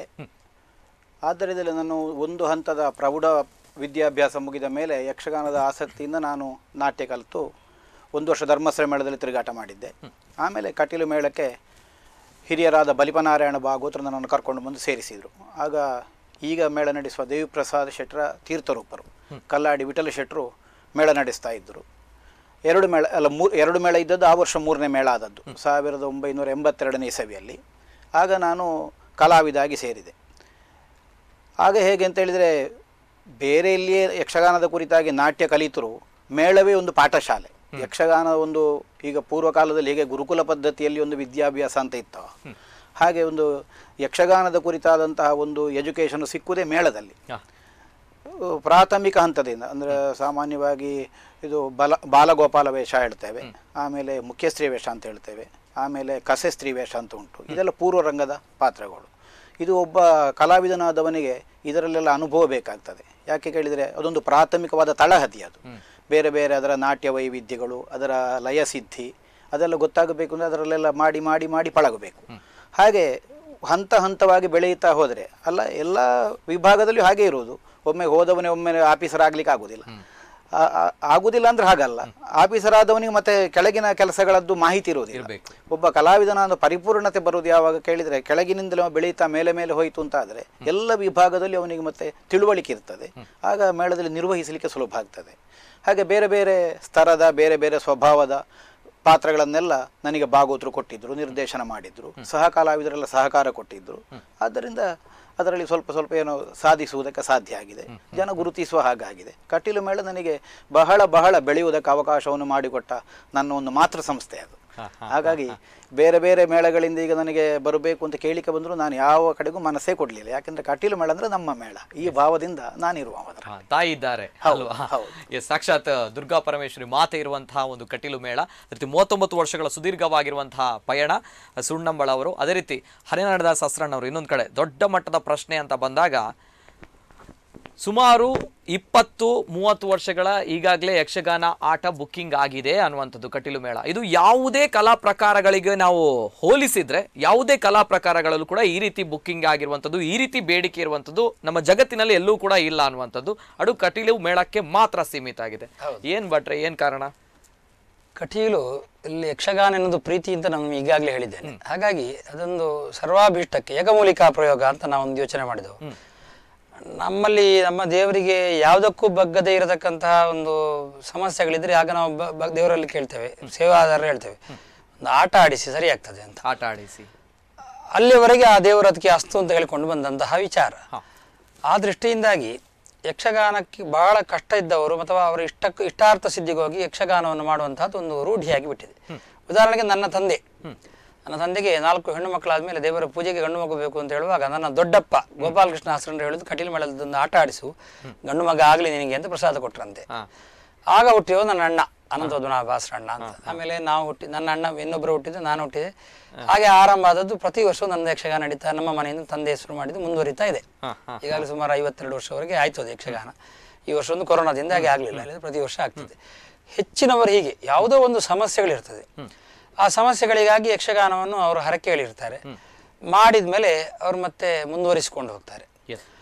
ಮತ್ತೆ ಯಕ್ಷಗಾನವನ್ನು ನೋಡುವಾಗ ಸಣ್ಣ ಒಂದು ಬಡವನಿಗೂ ಸಹ ನನಗೊಂದು ನನ್ನ ಜೀವಮಾನದಲ್ಲಿ ಯಕ್ಷಗಾನ ಮಾಡಬೇಕು ಅಂತ ಮನಸ್ಸು ಅವರಿಗೆ ತನ್ನಿಂದಾನೇ ಓಡ್ತದೆ. ಒಂದು ಡಬ್ಬಿ ಇಡ್ತಾರೆ ಮನೆಯಲ್ಲಿ, ದಿವಸ ಒಂದು ಯಕ್ಷಗಾನ ಬುಕ್ ಮಾಡ್ತಾರೆ. ಅದಕ್ಕೊಂದು ಹೇಗೋ ಸಿಗ್ಲಿಕ್ಕೆ ಒಂದು 15 ವರ್ಷ ಬೇಕು. ದಿವಸ ಆಗ್ಲೂ 1 ರೂಪಾಯಿ 10 ರೂಪಾಯಿ ಹಾಕ್ತಾ ಒಟ್ಟು ಮಾಡ್ತಾ ಬ್ಯಾಂಕಲ್ಲಿ ಇಡ್ತಾ ಯಕ್ಷಗಾನ ಸಿಗುವ ಟೈಮಲ್ಲಿ ಅವರಲ್ಲಿ ಹಣ ಆಗುವಂತಹ ವ್ಯವಸ್ಥೆಯನ್ನು ನಾವು ಮಾಡಿ ಇಟ್ಕೊಳ್ತಾರೆ. ಇದೆ ಒಮ್ಮೆ ಈಗ ಸ್ವಲ್ಪ ಸ್ಥಿತಿವಂತರಾದ್ರೆ ಯಕ್ಷಗಾನ ಆಡಿಸಿದ ಮೇಲೆ ಅವ್ರಿಗೆ ಏನೋ ಒಂದು ಕಾಣ್ತದೆ, ನಾನು ಇದನ್ನು ಯಾಕೆ ಪ್ರತಿ ವರ್ಷ ಮಾಡಿಸಬಾರ್ದು, ಸತ್ಯ ದೇವರ ಇದನ್ನು ಯಾಕೆ ನಾನು ಇದು ಮಾಡಬಾರ್ದು ಅಂತ. ಹಾಗಾಗಿ ಅವರ ಮನೆಯ ಒಕ್ಕಲಾದ ದಿವಸ ಇರ್ಬೋದು, ಅಥವಾ ಮದುವೆ ಆದ ದಿವಸ ಇರ್ಬೋದು, ಅಥವಾ ಮಗ ಹುಟ್ಟಿದ ದಿವಸ ಇರ್ಬೋದು. ಈಗ ಒಂದು ದಿವಸ ಅವರು ಬಂದು ಮಾತಾಡಿಕೊಂಡು ಆ ಮೂಲಕವಾಗಿ ಪ್ರತಿ ವರ್ಷ ಸಿಗುವ ಹಾಗೆ ಪ್ರಯತ್ನ ಮಾಡ್ತಾ ಇದ್ರು. ಈಗ ಮೊದಲನಾಗಿ ಕೊಡ್ತಾ ಇಲ್ಲ ನಾವು. ಆದರೂ ನಮಗೆ ಈಗ ಸುಮಾರು 500ಕ್ಕಿಂತ ಮೇಲೆ ಯಕ್ಷಗಾನ ಪ್ರತಿ ವರ್ಷ ಆಡಿಸುವವರಿದ್ದಾರೆ. ಪ್ರತಿ ವರ್ಷ? ಹೌದು. ಈಗ ನಮ್ಗೆ ಈ ವರ್ಷ ನಮ್ದು ಯಕ್ಷಗಾನದ ದಿನಗಳೇ ಕಡಿಮೆ, 1067 6070 ಸಿಗ್ತದೆ ಈ ವರ್ಷ ಯಕ್ಷಗಾನ. ಅದರಲ್ಲಿ ಅಷ್ಟು ಜನರಿಗೆ ಕೊಡಲೇಬೇಕು, ಉಳಿದದನ್ನು ಮಾತ್ರ ಉಳಿದವರಿಗೆ ನಮ್ಗೆ ಹಂಚಲಿಕ್ಕಾಗೋದು. ಹಾಗೆ ಪ್ರತಿ ವರ್ಷ ಯಕ್ಷಗಾನದ ಇದು ಕಾದಿರಿಸುವುದು ಹೆಚ್ಚಾಗಿ 1 ರಿಂದ 2 ಬರಬೇಕಾಯ್ತು. ಈಗ 2 ರಿಂದ 3 ಬಂತು. ಈಗ ಈಗ 3 ಮೇಳಕ್ಕಿಂತಲೂ ಹೆಚ್ಚಾಗಿ ಯಕ್ಷಗಾನ ಪರ್ಮನೆಂಟ್ ಆಡಿಸುವವರಿದ್ದಾರೆ. ಹಾಗಾಗಿ ಮತ್ತೆ ಉಳಿದ 3 ಮೇಳ ಸಿಗುದು ನಮ್ಗೆ ಆಡ್ಲಿಕ್ಕೆ. ಈ ವ್ಯವಸ್ಥೆ ಇದ್ದ ಕಾರಣ ಪ್ರತಿ ವರ್ಷವೂ ಅವರಿಗೆ ಮತ್ತೆ ಕೆಲವರು ಯಕ್ಷಗಾನವನ್ನು ನನ್ನ ಮನೆ ಒಕ್ಕಲಾಗ್ತದೆ, ಜೀವನದಲ್ಲಿ ಒಮ್ಮೆ ಮನೆ ಒಕ್ಕಲಾಗುದು. ಆ ಮನೆ ಒಕ್ಕಲ ದಿವಸ ಆದ್ರೂ ದೇವರು ಮನೆಯೊಳಗೆ ನಾವು ಇಡುವಂತಹ ವ್ಯವಸ್ಥೆ ಇಟ್ಕೊಂಡಿದ್ದೇವೆ ನಾವು. ಯಾಕಂದ್ರೆ ಒಂದು ಮನೆಯಲ್ಲಿ ದೇವರನ್ನು ತರಬೇಕಾದ್ರೆ ಅದು ಆ ಮನೆ ಅದು ಸಸ್ಯಾಹಾರಿ ಮನೆ ಆಗಿರ್ಬೇಕು, ನಮ್ಮಲ್ಲಿ ಅದು ನಿಯಮ. ಹಾಗಾಗಿ ಆಟದ ದೇವರು ಮನೆಗೆ ಬರಬೇಕಾದ್ರೆ ಮನೆ ಒಕ್ಕಲ ದಿವಸ ಎಲ್ಲಿಯೂ ಸಹ ಮಾಂಸಾಹಾರ ಮಾಡೋದಿಲ್ಲ, ಎಲ್ಲಿ ಯಾರ ಇದಾಸ. ಹಾಗಾಗಿ ಮನೆ ಒಕ್ಕಲ ದಿವಸ ನಮ್ಗೆ ಆಟ ಬೇಕು ಅಂತ ಹೇಳಿ ಕೇಳೋರಿದ್ದಾರೆ. ಅಂತಹ ದಿವಸವನ್ನು ಅವರು ಬೇಡಿ ಕಾಡಿ ಉಡ್ಕೊಂಡು, ಅಥವಾ ಕೆಲವರು ಏನ್ ಮಾಡ್ತಾರೆ ಹೇಳಿದ್ರೆ ಆಟ ಸಿಕ್ಕಿದ ದಿವಸ ಮನೆ ಒಕ್ಕಲು, ಆಟ ಸಿಕ್ಕಿದ ದಿವಸ ಮತ್ತೆ ಕೆಲವರು ಏನ್ ಹೇಳ್ತಾರೆ ಹೇಳಿದ್ರೆ ಮನೆ ಒಕ್ಕಲಾದ್ರೂ ಆಟ ಆಗುವವರೆ ಕೂತ್ಕೊಳ್ಳುದಿಲ್ಲ ಆ ಮನೆಯಲ್ಲಿ. ಆ ರೀತಿ ವ್ಯವಸ್ಥೆ ಮಾಡಿ ಆ ಮನೆಗೆ ದೇವರು ಬರಬೇಕು ಅಂತ ಕಾಯ್ತಾ ಇರುವವರು ಒಂದಷ್ಟು ಜನ ಇರ್ತಾರೆ. ಹೀಗೆಲ್ಲಾಗಿ ಕಟೀಲು ಮೇಳದ ಯಕ್ಷಗಾನ ಎಲ್ಲ ತುಂಬಿದೆ. ಓಕೆ ಮನೆ ಒಕ್ಕಲು ಬಗ್ಗೆ ತಾವು ಹೇಳಿದಾಗ ಒಂದು ದೇವಿಯ ಪೂಜಾ ವಿಧಿವಿಧಾನಗಳು ಕೂಡ ನೆನಪಿಗೆ ಬರುತ್ತೆ. ಯಾಕಂದ್ರೆ ಕಟೀಲು ಕ್ಷೇತ್ರದಲ್ಲಿ ದಿನಕ್ಕೆ 3 ಹೊತ್ತಿಗೆ ದೇವಿಯ ಪೂಜೆ ನಡೆಯುತ್ತೆ, ಇನ್ನು ಯಾವುದೇ ಮೇಳದಲ್ಲೂ ನಡೆಯಲ್ಲ ಅನ್ನುವಂಥದ್ದು ನನ್ನ ಅನಿಸಿಕೆ. ಏನ್ ಹೇಳ್ತಾರೆ ದೇವಿಯ ಪೂಜಾ ವಿಧಿವಿಧಾನಗಳ ಬಗ್ಗೆ, ದೇವಿಯ ರಂಗಪೂಜೆ, ಚೌಕಿ ಪೂಜೆಯ ಬಗ್ಗೆ ಏನ್ ಹೇಳ್ತಾರೆ? ನೀವು ಹೇಳಿದಾಗೆ ಗೃಹ ಪ್ರವೇಶ ಹೇಳಿದ್ರೆ ದೇವರನ್ನು ಮನೆ ಒಳಗೆ ಕೊಂಡು ಹೋಗುದು, ಅದೇ ಮುಹೂರ್ತ. ಮನೆ ಒಕ್ಕಲ ಮುಹೂರ್ತ ಹೇಳಿದ್ರೆ ತುಳಸಿ ಪೂಜೆಯಲ್ಲಿ ಒಂದು ದೇವರನ್ನು ಪೂಜೆ ಮಾಡಿ ಮನೆ ಕೊಂಡು ಹೋಗುದು. ಮನೆಯಲ್ಲೂ ದೇವರು ಸ್ಥಿರ ಆಗಬೇಕು ಅಂತ ಹಾಗಾಗಿ ಯಕ್ಷಗಾನವನ್ನು ಮಾಡಿಸುವಂಥದ್ದು. ಕಟೀಲಿನ ಯಕ್ಷಗಾನಕ್ಕೊಂದು ಬರುವಂತಹ ಒಂದು ಏನು ಕಿರೀಟ ಅಂತ ಉಂಟು, ಅದು ಕಟೀಲು ದೇವರೇ ಅಂತ ನಮ್ಮ ಕಲ್ಪನೆ. ಹಾಗಾಗಿ ಅದರ ಮೊದಲನೇ ದಿವಸ ಪೂಜೆ ಮಾಡಿ ಆಸರಣ್ಣರು ಕೈ ಏರಿಸಿ ಅದನ್ನು ಪೂಜೆಯ ಭಟ್ರಿಗೆ ಕೊಡುದು. ಈಗ ಎಲ್ಲವೂ ಮೇಳದ ಸಂಚಾಲಕರು ನಿಗದಿ ಮಾಡಿ ಕಲಾವಿದರು ಸಿಬ್ಬಂದಿಗಳು ಬರುವುದಾದ್ರೂ ಸಹ ಮೇಳದ ಪೂಜೆಯವರು ಆಸರಣ್ಣರು ಹೇಳಿ ಬರುದು, ನಮ್ಮಿಂದ ಟ್ರೈನಿಂಗ್ ಆಗಿ ಬರುದು. ನಮ್ಮ ಹಾಗಿದ್ದೆ ಅವರು ಸಹ ಹೋಟ್ಲಿಗೆ ಹೋಗಬಾರ್ದು, ಹಾಗೆಲ್ಲ ನಿಯಮಾವಳಿಗೆ ಉಂಟು. ಯಕ್ಷಗಾನವನ್ನು ಅದಕ್ಕೊಂದು ಮಡಿ ಅಂತ ಯಕ್ಷಗಾನದಲ್ಲಿ ನಾವು ದೇವರಿಗೆ ಕಟೀಲು ದೇವರಿಗೆ ಸಿಕ್ಕಾಪಟ್ಟೆ ಮಡಿ ಇಲ್ಲಿ ನಮ್ಮಲ್ಲಿ ಪೂಜಾ ವಿಧಿಯಲ್ಲಿ ಪೀಠಿಕೆ ಮಡಿ ಅಂತ ಅದಕ್ಕೊಂದು ನಮ್ಮ ಶಾಸ್ತ್ರೀಯ ಹೆಸರು ಉಂಟು. ಯಕ್ಷಗಾನಕ್ಕೆ ಒಂದು ಇಷ್ಟೊಂದು ಮಡಿ ಅಂತ ನಾವು ನಿಗದಿ ಮಾಡಿದ್ದೇವೆ. ಹಿಂದೆ ನಾವು ಮಾಡಿದಲ್ಲ, ನಮ್ಮ ಹಿಂದಿನಿಂದ ಮಾಡಿದಂತ ನಿಗದಿ. ಅದಕ್ಕೆ ನಾವು ಮಧ್ಯಾಹ್ನದ ಪೂಜೆಯನ್ನು ಅತ್ಯಂತ ಶಾಸ್ತ್ರೀಯವಾಗಿ ಕ್ರಮಬದ್ಧವಾಗಿ ಮಡಿಯಲ್ಲಿ ನಡೆಸಬೇಕು ಎನ್ನುವಂಥದ್ದು ನಾನು ನಿಯಮ ಮಾಡಿದ್ದೇವೆ. ಮತ್ತು ಮಡಿಯಲ್ಲಿ ಆಗಬೇಕು, ಅದಕ್ಕೆ ಸ್ವಲ್ಪ ಇದಿದೆ. ಅದು ಚೌಕಿಯಲ್ಲಿ ದೇವರಿಟ್ಟರೆ ಚೌಕಿಯೇ ಮಡಿಯ ಜಾಗ ಅಂತ ಒಂದು ನಿರ್ಣಯ ಆಗಿದೆ. ಬೇರೆ ಸಮಯಕ್ಕಾಗೂ ಅದು ಶುದ್ಧ ಏನು ನಿಯಮ ಇದೆ ಹೇಳಿದ್ರೆ ಸಸ್ಯಾಹಾರವೇ ಆಹಾರವಾಗಿರತಕ್ಕಂತಹ ಜಾಗದಲ್ಲಿ ಮಾತ್ರ ಅದನ್ನು ಇಡ್ತಾರೆ. ಹಾಗಾಗಿ ಬ್ರಾಹ್ಮಣರ ಮನೆಯಲ್ಲಿ ಎಲ್ಲರೂ ಇಡ್ತಾರೆ. ಅದು ಬಿಟ್ರೆ ಈ ಮಂದಿರಗಳಲ್ಲಿ ಇರ್ತಾರೆ, ಉದಾಹರಣೆ ಬ್ರಹ್ಮರ್ಷಿ ನಾರಾಯಣ ಗುರು ಮಂದಿರ ಅಂತ ಇರ್ಬೋದು, ಅಲ್ಲಿ ನಾವು ದೇವರು ಇಡ್ತೇವೆ. ಯಾಕೆ ಅಲ್ಲಿ ಯಾವತ್ತೂ ಸಹ ಮಾಂಸಾಹಾರ ಆಗುದಿಲ್ಲ. ಅಂತಹ ಜಾಗದಲ್ಲಿ ನಾವು ದೇವರು ಇಡ್ತೇವೆ. ದೇವಸ್ಥಾನಗಳಲ್ಲಿ ದೇವರನ್ನು ಇಡ್ತೇವೆ. ಕೆಲವು ದೈವಸ್ಥಾನಗಳಲ್ಲಿ ಎಲ್ಲಿಯೂ ಮಾಂಸಾಹಾರ ಆಗದೇ ಇರತಕ್ಕಂತಹ ದೈವಸ್ಥಾನಗಳಿದ್ರೆ ಅಂತಹ ಜಾಗದಲ್ಲಿ ನಾವು ದೇವರು ಇಡುವಂತಹ ಕ್ರಮ ಮೊದಲಿಂದಲೂ ಇದೆ. ಮತ್ತು ಕೆಲವರಿಗೆ ದೇವರನ್ನು ಇಡಲೇಬೇಕು ಎನ್ನುವಂತಹ ಆಸೆ ಇದ್ರೆ ಅವರು ಆ ಮನೆಯಲ್ಲಿ ಒಂದು ಕನಿಷ್ಠ 1 ವಾರ ಅವ್ರ ಮನೆಯನ್ನು ಸಸ್ಯಾಹಾರಿ ಆಗಲಿ ಇದ್ದುಕೊಂಡು ಮನೆಯಲ್ಲಿ ವಾಸ್ತು ಪೂಜೆ ಗಣಹೋಮ ಎಲ್ಲ ಮಾಡಿಸಿ ಶುದ್ಧ ಮಾಡಿದ್ರೆ ಅದರಲ್ಲಿ ಆ ಮನೆಯಲ್ಲಿ ದೇವರು ಇರತಕ್ಕಂತಹ ಕ್ರಮ ಇದೆ. ಇಲ್ಲ ಅಂತಾದ್ರೆ ತುಳಸಿ ಕಟ್ಟೆಯಲ್ಲಿ ನಾವು ದೇವರು ಇಡುವಂತಹ ವ್ಯತ್ಯಾಸ ಅಷ್ಟು ನಾವು ಅದನ್ನು ಕ್ರಮಬದ್ಧವಾಗಿ ನಾವು ಅದನ್ನು ನಡೆಸ್ಕೊಂಡು ಹೋಗಿದ್ದೇವೆ. ಆದ್ರಿಂದ ಕಟೀಲು ದೇವರು ಮನೆಗೆ ಬರಬೇಕು. ಆ ಕಾರಣಕ್ಕೋಸ್ಕರ ಅವರು ಆ ವ್ಯವಸ್ಥೆಯನ್ನು ಮಾಡ್ತಾರೆ. ಮಧ್ಯಾಹ್ನದ ಪೂಜೆ ಕ್ರಮ ಹೀಗೆ. ಕಟೀಲು ದೇವರಿಗೆ 3 ಹೊತ್ತು ಪೂಜೆ ಆಗುವಾಗ ಯಕ್ಷಗಾನಕ್ಕೂ 3 ಹೊತ್ತು ಪೂಜೆ ಆಗಬೇಕು.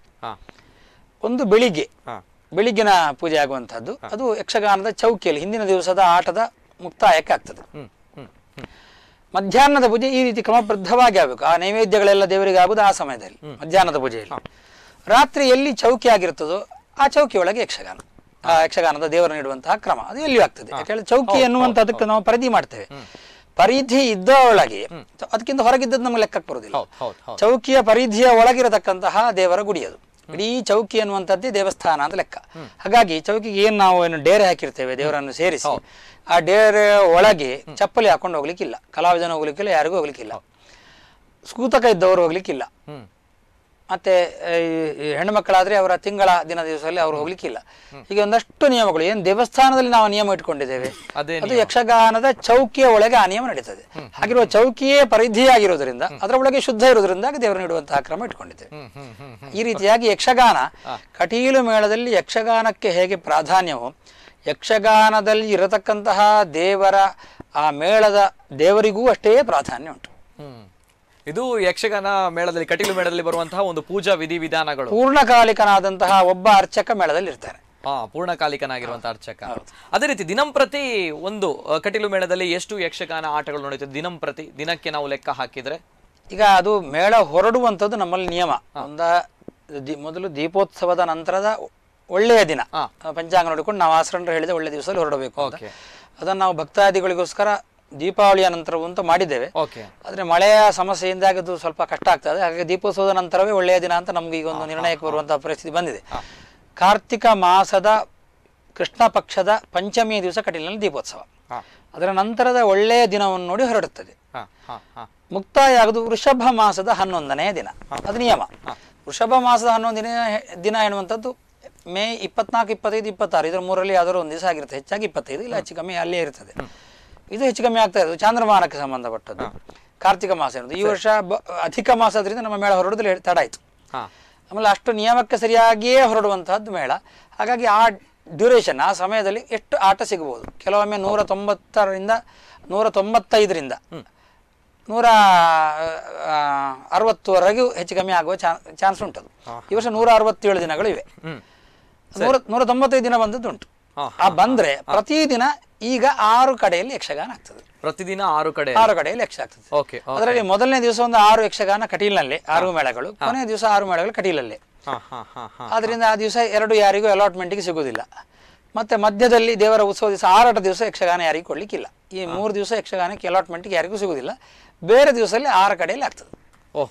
ಬೇರೆ ದಿವಸ 6 ಕಡೆಗಳಲ್ಲಿ ಆಗುತ್ತೆ ಅಲ್ವಾ? ಹಾಗಾದ್ರೆ ಹೇಳುವಂತಹ ಪ್ರಕಾರ ಈಗಾಗಲೇ 25 ವರ್ಷಗಳ ಬುಕ್ಕಿಂಗ್ ಆಟ ಆಗಿದೆ. ಹೌದು, 25 ವರ್ಷಗಳ ಕಾಲ.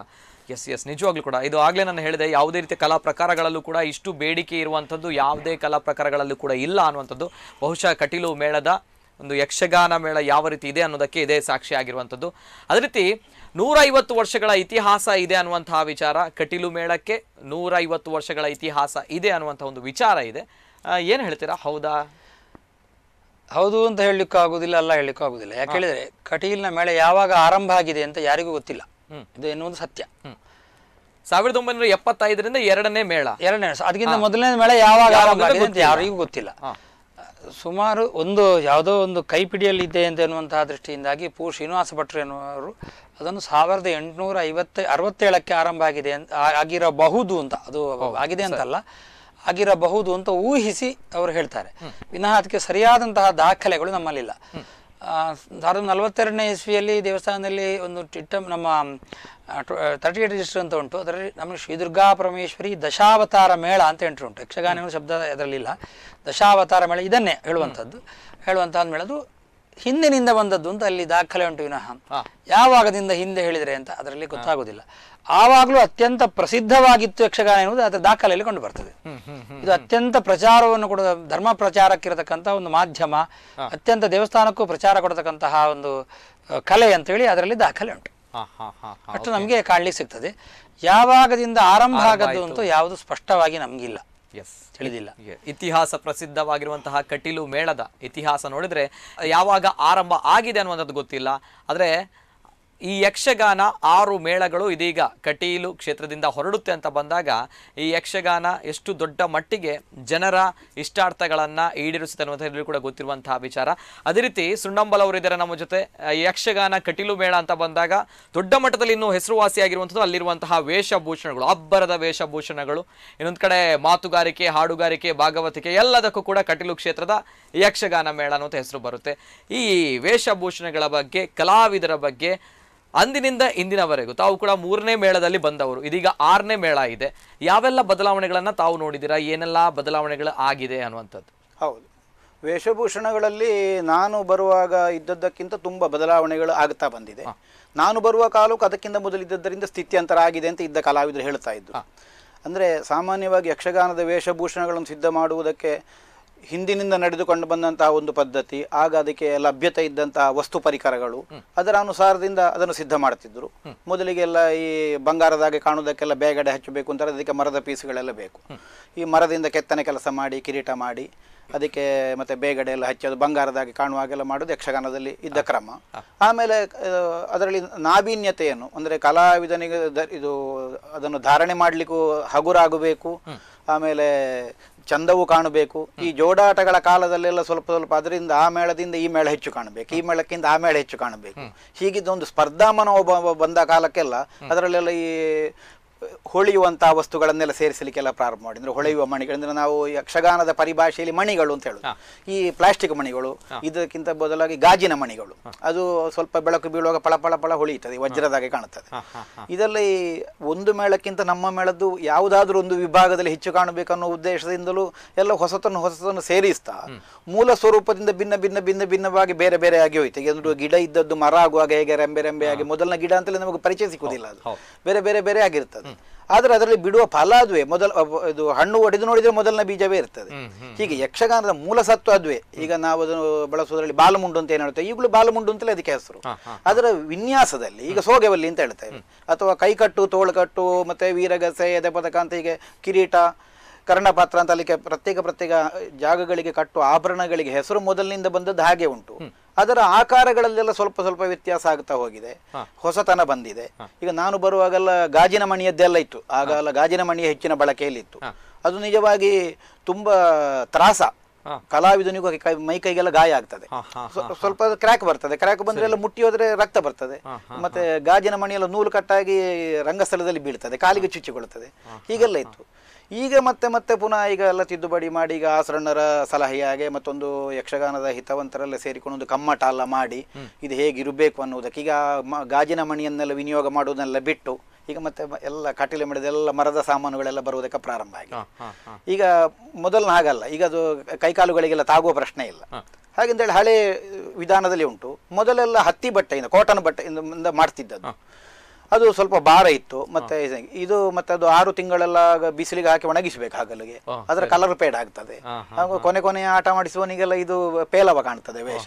ಇದೆಂತದ್ದು ಈಗ ಹಾಗಿರ್ತದೆ. ಮೇಳ ಹೊರಟ ಮರುದಿವಸ ಸಿಕ್ಕಿದವನಿಗೆ ಒಳ್ಳೇದು ಕಾಣ್ತದೆ ಡ್ರೆಸ್. ಅದಕ್ಕೆ ಬೇಕಾಗಿ ಈಗ ಕಲರ್ ಪೇಡ್ ಆಗದಾಗಿದ್ದ ಒಳ್ಳೆ ಕ್ವಾಲಿಟಿ ಬಟ್ಟೆಗಳನ್ನೆಲ್ಲ ತಂದು ಅದಕ್ಕೆ ಬೇಕಾದಾಗ ಹಾಗೆಲ್ಲ ಈಗಿನ ಕಾಲಸ್ಥಿತಿಗೆ ಬೇಕಾಗ ಸ್ವಲ್ಪ ಇದು ನೈಲೆಕ್ಸ್ ಬಟ್ಟೆ, ಪೊಲಿಸ್ಟರ್ ಬಟ್ಟೆ ಅದನ್ನೆಲ್ಲ ಮಾಡಿ ಕಲರ್ ಪೇಡ್ ಆಗದಿದ್ದದ್ದು, ಎದ್ದು ಹೋಗದಾಗಿದ್ದ ಜರಿಗಳನ್ನೆಲ್ಲ ಹೊಡೆದು ಎಷ್ಟು ಒಳ್ಳೆದರಲ್ಲಿ ಅದನ್ನು ಕೊನೆ ತನಕ ಉಳಿಸಿಕೊಳ್ಳಿಕ್ಕೆ ಬರ್ತದೆ ಅಂತ ನೋಡಿಕೊಂಡು ಹಾಗೆ ಜಾಗ್ರತೆ ಮಾಡಿಗೆಲ್ಲ ಹಾಗೆ ಸಿದ್ಧ ಮಾಡ್ತೇವೆ. ಒಂದು ತಿಟ್ಟು ವ್ಯತ್ಯಾಸ ಉಂಟು ಯಕ್ಷಗಾನದಲ್ಲಿ. ಇದು ತೆಂಕುತಿಟ್ಟಿನ ಮೇಳ, ಅದು ಆ ಕಡೆಗೆ ಉಡುಪಿಯಿಂದ ಆಚೆಗೆ ಬಡಗುತಿಟ್ಟಿನ ಮೇಳ ಅಂತ ಉಂಟು. ಅವರ ಒಂದು ವೇಷಭೂಷಣದ ಸಿದ್ಧತೆ ಮಾಡುವುದಕ್ಕೂ ಇಲ್ಲಿಯ ಒಂದು ವೇಷಭೂಷಣ ಸಿದ್ಧತೆ ಮಾಡುವುದಕ್ಕೂ ಬಹಳ ಅಂತರ ಉಂಟು. ಇದಕ್ಕೆ ಅಂದ್ರೆ ತುಂಬಾ ವೆಚ್ಚ ಉಂಟು ಇದಕ್ಕೆ, ಅದಕ್ಕಿಂತಲ್ಲ ಅದು ಬಹಳ ಸುಲಭದಲ್ಲಿ ಆಗ್ತಾರೆ. ಅಂದ್ರೆ ಅವರ ವಿನಿಯೋಗವೆಷ್ಟು ಹಾಗೆ ಅವರು ಮಾಡ್ತಾ ಇದ್ದಾರೆ. ಮತ್ತೆ ಇಲ್ಲಿ ಹೇಗೆ ಅಂತ ಹೇಳಿದ್ರೆ ಅಲ್ಲೆಲ್ಲ ಮೊದಲು ಕಲಾವಿದರು ಅವರವರೇ ಡ್ರೆಸ್ ಮಾಡಿಕೊಳ್ಬೇಕು ಅವರವರಿಗೆ. ಈಗಲೂ ಕೆಲವು ಮೇಳಗಳಲ್ಲೆಲ್ಲ ಬಯಲಾಟದ ಮೇಳಗಳೆಲ್ಲ ಆ ನಿಯಮ ಇದೆ. ಅಲ್ಲಿ ಇದು ಬಡಗುತಿಟ್ಟು ಅಂತ ನಾವು ಹೇಳ್ತೇವೆ ಅದರಲ್ಲಿ. ಆದ್ರೆ ಇಲ್ಲಿ ಹಾಗಲ್ಲ. ಇಲ್ಲಿ ಎಲ್ಲ ಒಬ್ಬ ವೇಷಧಾರಿ ನೇರ ಬರುವುದೇ, ಅವನಿಗೆ ಬೇಕಾದ ವೇಷಭೂಷಣಗಳನ್ನೆಲ್ಲ ಮೇಳ ನಡೆಸುವವರು ಅಥವಾ ಕ್ಷೇತ್ರದಲ್ಲಿ ನಡೆಸುವವರು. ಈಗ ಕ್ಷೇತ್ರ ಅದಕ್ಕೆ ಏನು ವ್ಯವಸ್ಥೆ ಅಲ್ಲಿಂದ ಕೊಡಬೇಕು, ಇವ ಹಿಡ್ಕೊಂಡು ಬರ್ಲಿಕ್ಕೆ ಅಂತ ಇವನ ಅಂಗಿ ಬಟ್ಟೆ ಹಾಕಿಕೊಂಡು ಬರ ಎಲ್ಲ ಇದು ಕೊಡಬೇಕು. ಹಾಗೆ ಇದನ್ನು ಈ ವೇಷಭೂಷಣ ಒಂದು ತಯಾರಿಕೆಗೆ ತುಂಬಾ ವೆಚ್ಚ ಬೀಳ್ತದೆ ಈಗ ಅಲ್ವಾ? ಅದೇ ಹೌದು.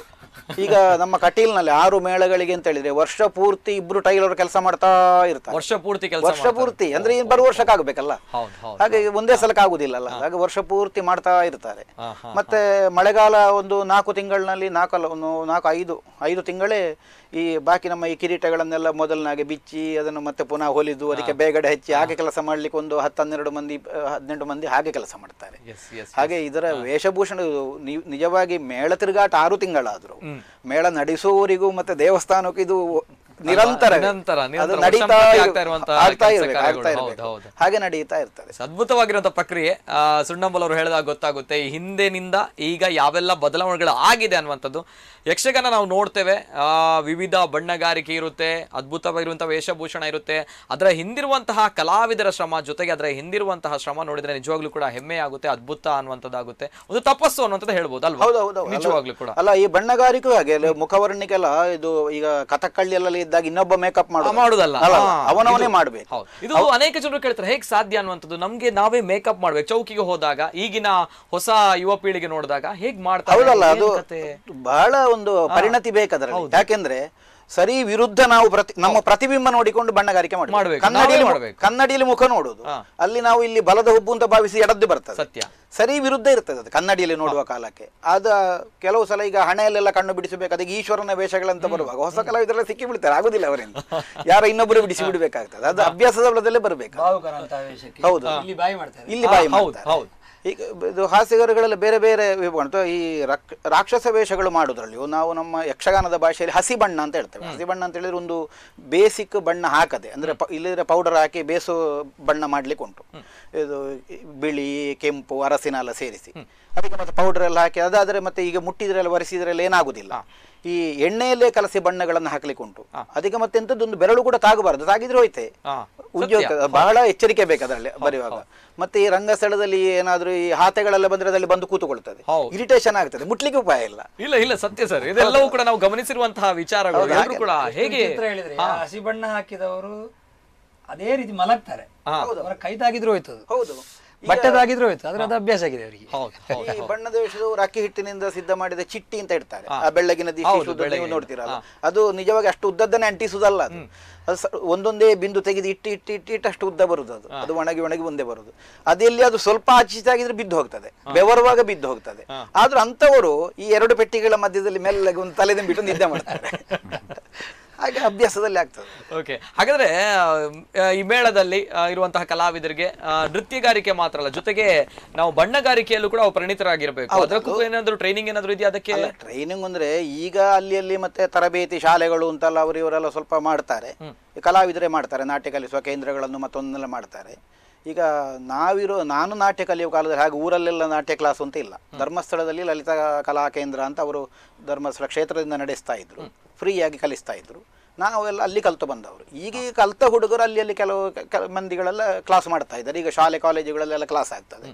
ನಿಜವಾಗಿ ಅದು ಪರಿಪೂರ್ಣ ಪಾಠ ಆಗುವುದಿಲ್ಲ. ಅಲ್ಲಿಗ ಧರ್ಮಸ್ಥಳದಲ್ಲಿ ಯಾರು 4 ತಿಂಗಳು ಪಾಠ ಮಾಡ್ತಾರೆ ಅವರು.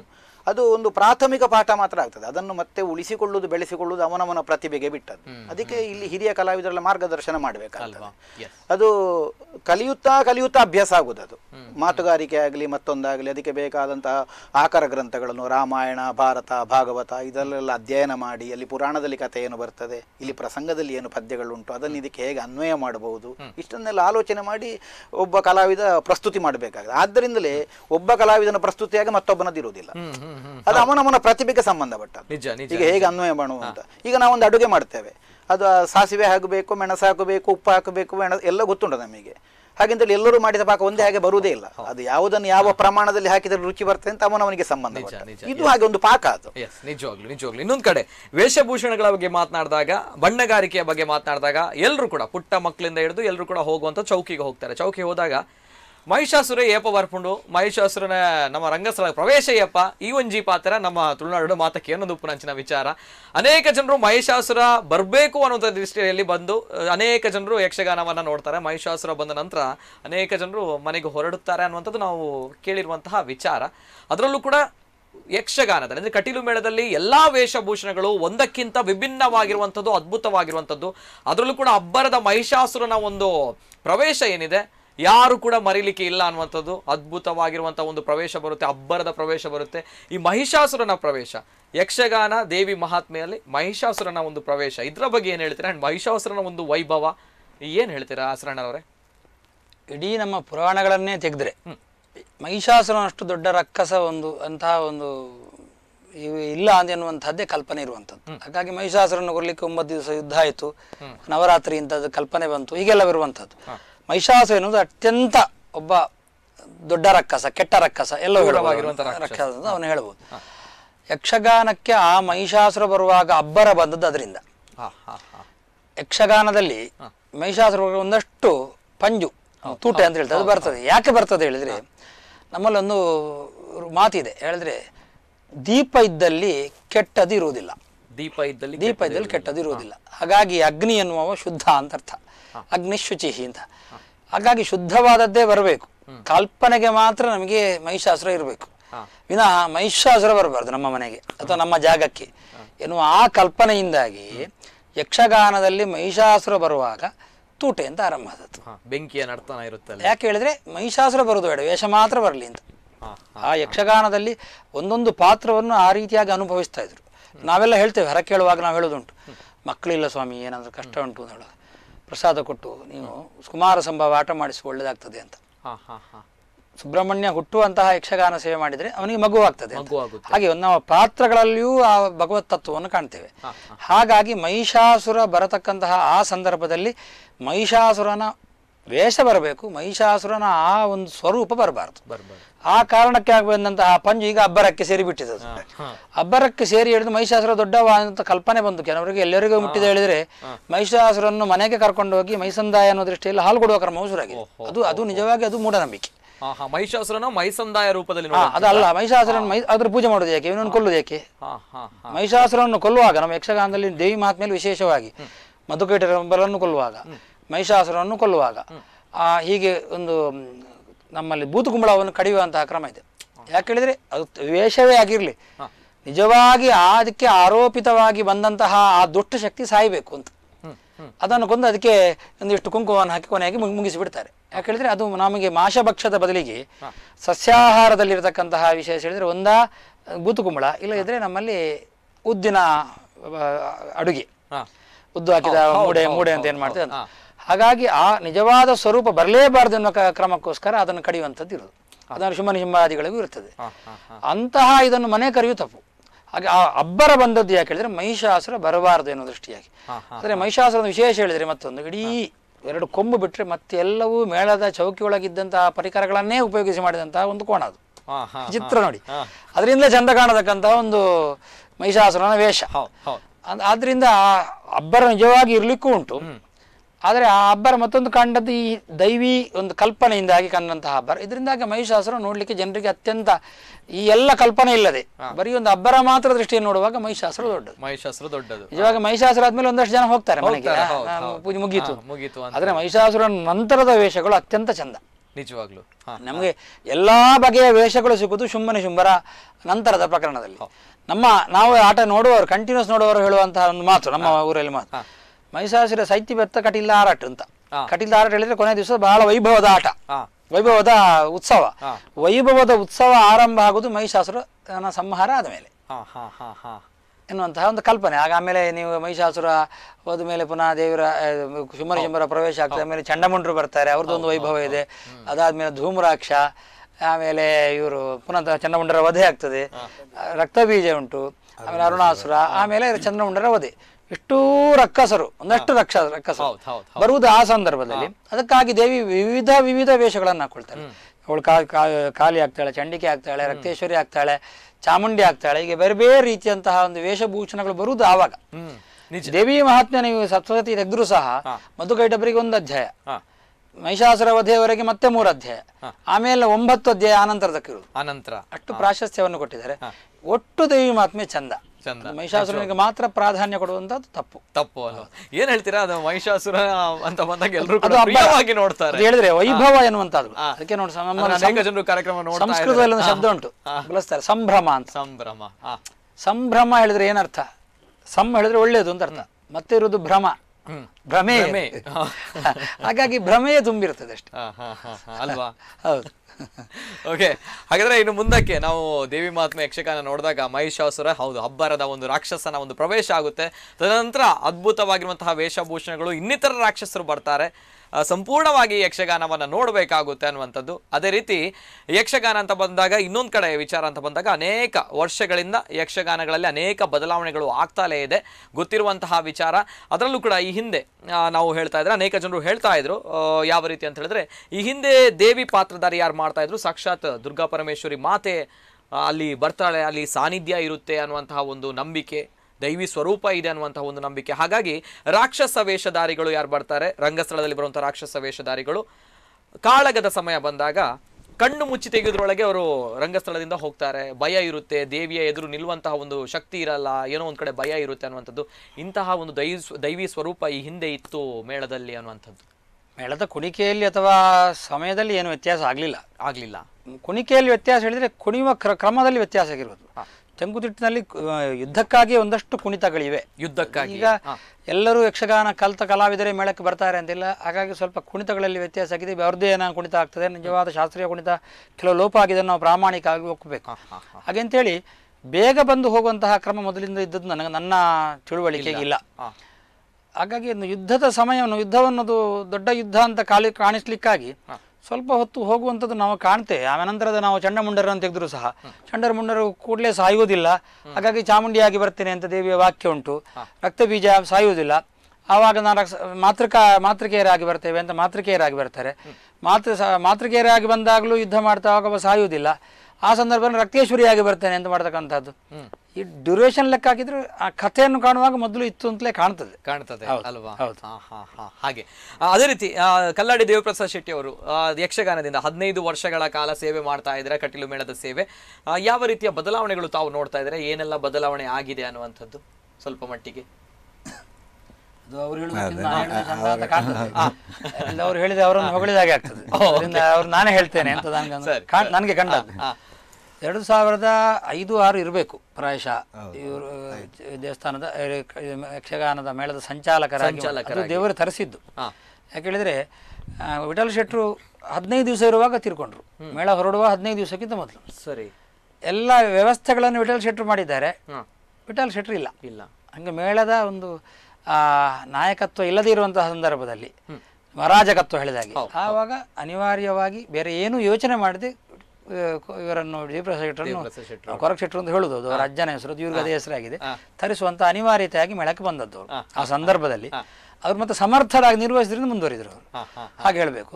ಬಂದ ಮರು ವರ್ಷವೇ ಅವರು ಕಟೀಲು ಮೇಳಕ್ಕೆ ಲಾರಿಯಲ್ಲಿ ಹೋಗ್ತಾ ಇರುವಂತಹ ವ್ಯವಸ್ಥೆಯನ್ನು ಕಲಾವಿದರನ್ನೆಲ್ಲ ಒಂದು ಲಾರಿಯಲ್ಲಿ ತುಂಬಿಸಿಕೊಂಡು ಹೋಗ್ತಾ ಇದ್ರು. ಆ ವ್ಯವಸ್ಥೆ ಆಗಿನ ಕಾಲದಲ್ಲಿ ತಪ್ಪು ಅಂತ ಹೇಳಲಿಕ್ಕಿಲ್ಲ, ಸತ್ಯ. ಅದನ್ನು ಇವರೇ ಮನಗಂಡು ಕಲಾವಿದರಿಗೊಂದು ಒಳ್ಳೆ ವ್ಯವಸ್ಥೆ ಆಗಬೇಕು ಅಂತ ಬಸ್ಸಿನ ವ್ಯವಸ್ಥೆ ಮಾಡಿದವರು ನಮ್ಮ ದೇವಪ್ರಸಾದ್ ಶೆಟ್ಟಿ. ಅಲ್ಲಿಂದ ಆರಂಭ ಆಗಿದೆ. ರಂಗಸ್ಥಳ ಮೇಳದ್ದಿರಲಿಲ್ಲ, ಬಾಡಿಗೆಗೆ ತಗೊಳ್ಬೇಕಿತ್ತು.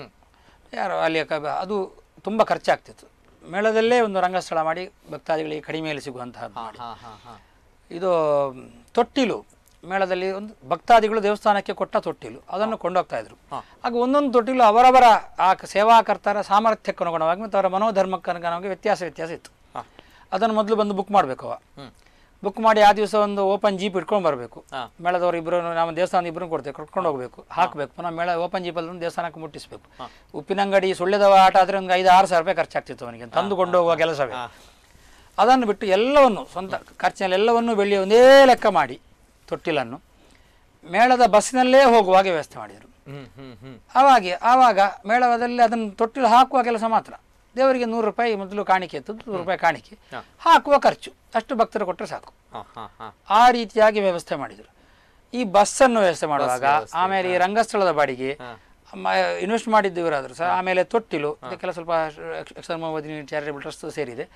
ಇದರಲ್ಲಿ ಮಾಡಿ ಅದಕ್ಕೊಂದು ಬಾಡಿಗೆ ಅಂತ ಇಟ್ಟ ಹಣವನ್ನು ಮುಟ್ಲಿಲ್ಲ, ಖರ್ಚು ಬಿಟ್ಟು ಹಾಗೆಯೇ ಒಟ್ಟು ಸೇರಿಸಿದ್ರು. ಅದರಲ್ಲಿ ಒಂದು ಹಣ ಒಟ್ಟಾಯ್ತು. ಒಟ್ಟಾದ್ಮೇಲೆ ಯಕ್ಷಗಾನದ ಇತಿಹಾಸದಲ್ಲೇ ಮೊದಲ ಬಾರಿಗೆ 6 ತಿಂಗಳು ಸಂಬಳ ಉಂಟು, 6 ತಿಂಗಳು ಏನಿಲ್ಲ. ಹೌದು. ಆವಾಗ ಸಂಬಳ ಅಲ್ಲ ಇದ್ರು ಗೌರವಧನ ಅಂತ ಕೊಡ್ಲಿಕ್ಕೆ ಆರಂಭ ಮಾಡಿದ್ದು ಕಟೀಲು ಮೇಳ. ಈಗಲೂ ಇರೋದು ಕಟೀಲು ಮೇಳ ಮಾತ್ರ. ಅದು 10 ವರ್ಷ ಆಯ್ತು ಆರಂಭ ಆಗಿ. ಈಗ ಅದೇ ಯಕ್ಷಗಾನ ವರ್ಷದಿಂದ ಈ ಕೆಲಸ ನಡೀತಾ ಇದೆ, ಪ್ರಕ್ರಿಯೆ ನಡೀತಾ ಇದೆ. ಕಲಾವಿದರಿಗೆ ಒಂದು 10,000, 15,000, 20,000 ಹೀಗೆ ಒಂದು ಮೇಳ ಇಲ್ಲ, ಯಕ್ಷಗಾನ ಇಲ್ಲ ಅಂತ ಹೇಳುವಾಗ ನಮ್ಗೆ 10,000, 15,000 ಸಣ್ಣದು ಕಾಣ್ತದೆ. ಅಷ್ಟು ಕಲಾವಿದರಿಗೆ ಸೇರೋದು 43-44 ಲಕ್ಷ ಆಗ್ತದೆ. ಅಷ್ಟು ಹಣವನ್ನು ರಜೆಯಲ್ಲಿ ಕೊಡತಕ್ಕಂತಹ ವ್ಯವಸ್ಥೆ ಆರಂಭಿಸಿದ್ದು ಇವರ ಕಾಲದಲ್ಲಿ. ಇದೊಂದು ದೊಡ್ಡ ಒಂದು ವಿಷಯ. ಈಗ ಮೇಳಕ್ಕೆ ಬಸ್ಸು, ಆಮೇಲೆ ಲಾರಿ, ಲೈಟಿಂಗ್ ವ್ಯವಸ್ಥೆಯನ್ನು ನಾವು ಮೇಳದಿಂದಲೇ ಮಾಡಿದ್ದೇವೆ. ಸೌಂಡ್ ಸಿಸ್ಟಮ್ ವ್ಯವಸ್ಥೆ ಇದೆ. ಅದೇ ರೀತಿಯಾಗಿ ಜನರೇಟರ್ ಸಹ ಮೇಳದಿಂದಲೇ ಮಾಡಿದ್ದೇವೆ. ಆಗ ಕಲಾವಿದರು ಸಣ್ಣ ಬಸ್ಸಾಗಿ ಆರಾಮದಲ್ಲಿ ಕಲಾವಿದರು ಹೋಗುವಂತಹ ವ್ಯವಸ್ಥೆ, ಅವರಿಗೆ ಹತ್ತಿರವರೆಗೂ ಹೋಗ್ಲಿಕ್ಕೆ ಆಗ್ತದೆ. ಮತ್ತು ಭಕ್ತಾದಿಗಳಿಗೂ ಸಹ ಅತ್ಯಂತ ಕಡಿಮೆ ಖರ್ಚಿನಲ್ಲಿ ಲೈಟಿಂಗ್ ವ್ಯವಸ್ಥೆ ಎಲ್ಲ ಆಗ್ತದೆ. ಸೌಂಡ್ ಸಿಸ್ಟಮ್ ಎಲ್ಲವೂ ಅತ್ಯಂತ ಕಡಿಮೆಯಲ್ಲಿ ಆಗುವ ಮಾಡಿ, ಮೊದಲು ಕಲಾವಿದರಿಗೆ ಈಗಿನ ಮೊದಲನೇ ಸಿಸ್ಟಮೇ ಈಗ ಮುಂದುವರಿತಿದ್ರೆ ಕನಿಷ್ಠ 25,000-30,000 ಹೆಚ್ಚು ಖರ್ಚಾಗ್ತಿತ್ತು ಭಕ್ತರಿಗೆ. ಅಷ್ಟನ್ನು ಉಳಿಸುವಲ್ಲಿ ಕಲ್ಲಾಡಿ ದೇವಿಪ್ರಸಾದ್ ಶೆಟ್ಟರ ಕೊಡುಗೆ ದೊಡ್ಡದು. ಅದ್ಭುತ ಸರ್. ಮಾತು ಕಡಿಮೆ ಅಂತ ಆಗ್ಲೇ ನಾನು ಹೇಳಿದೆ. ನಿಜವಾಗ್ಲೂ ಕೂಡ ಕೆಲಸ ಜಾಸ್ತಿ, ಮಾತು ಕಡಿಮೆ ಅನ್ನುವಂಥದ್ದು ಕಲ್ಲಾಡಿ ದೇವಿಪ್ರಸಾದ್ ಶೆಟ್ಟಿ ಅವರು. ನಿಜವಾಗ್ಲೂ ಕೂಡ ಹೆಮ್ಮೆಯ ವಿಚಾರ, ಪುಣ್ಯದ ಕೆಲಸವೂ ಕೂಡ ಹೌದು. ಯಕ್ಷಗಾನದ ಕಲಾವಿದರು 6 ತಿಂಗಳುಗಳ ಕಾಲ ಆಟದಲ್ಲಿ ನಿರಂತರವಾಗಿ ಸೇವೆ ಮಾಡ್ತಾರೆ. ಉಳಿದ 6 ತಿಂಗಳು ಕೆಲಸ ಇರಲ್ಲ ಅನ್ನುವಂಥದ್ದು.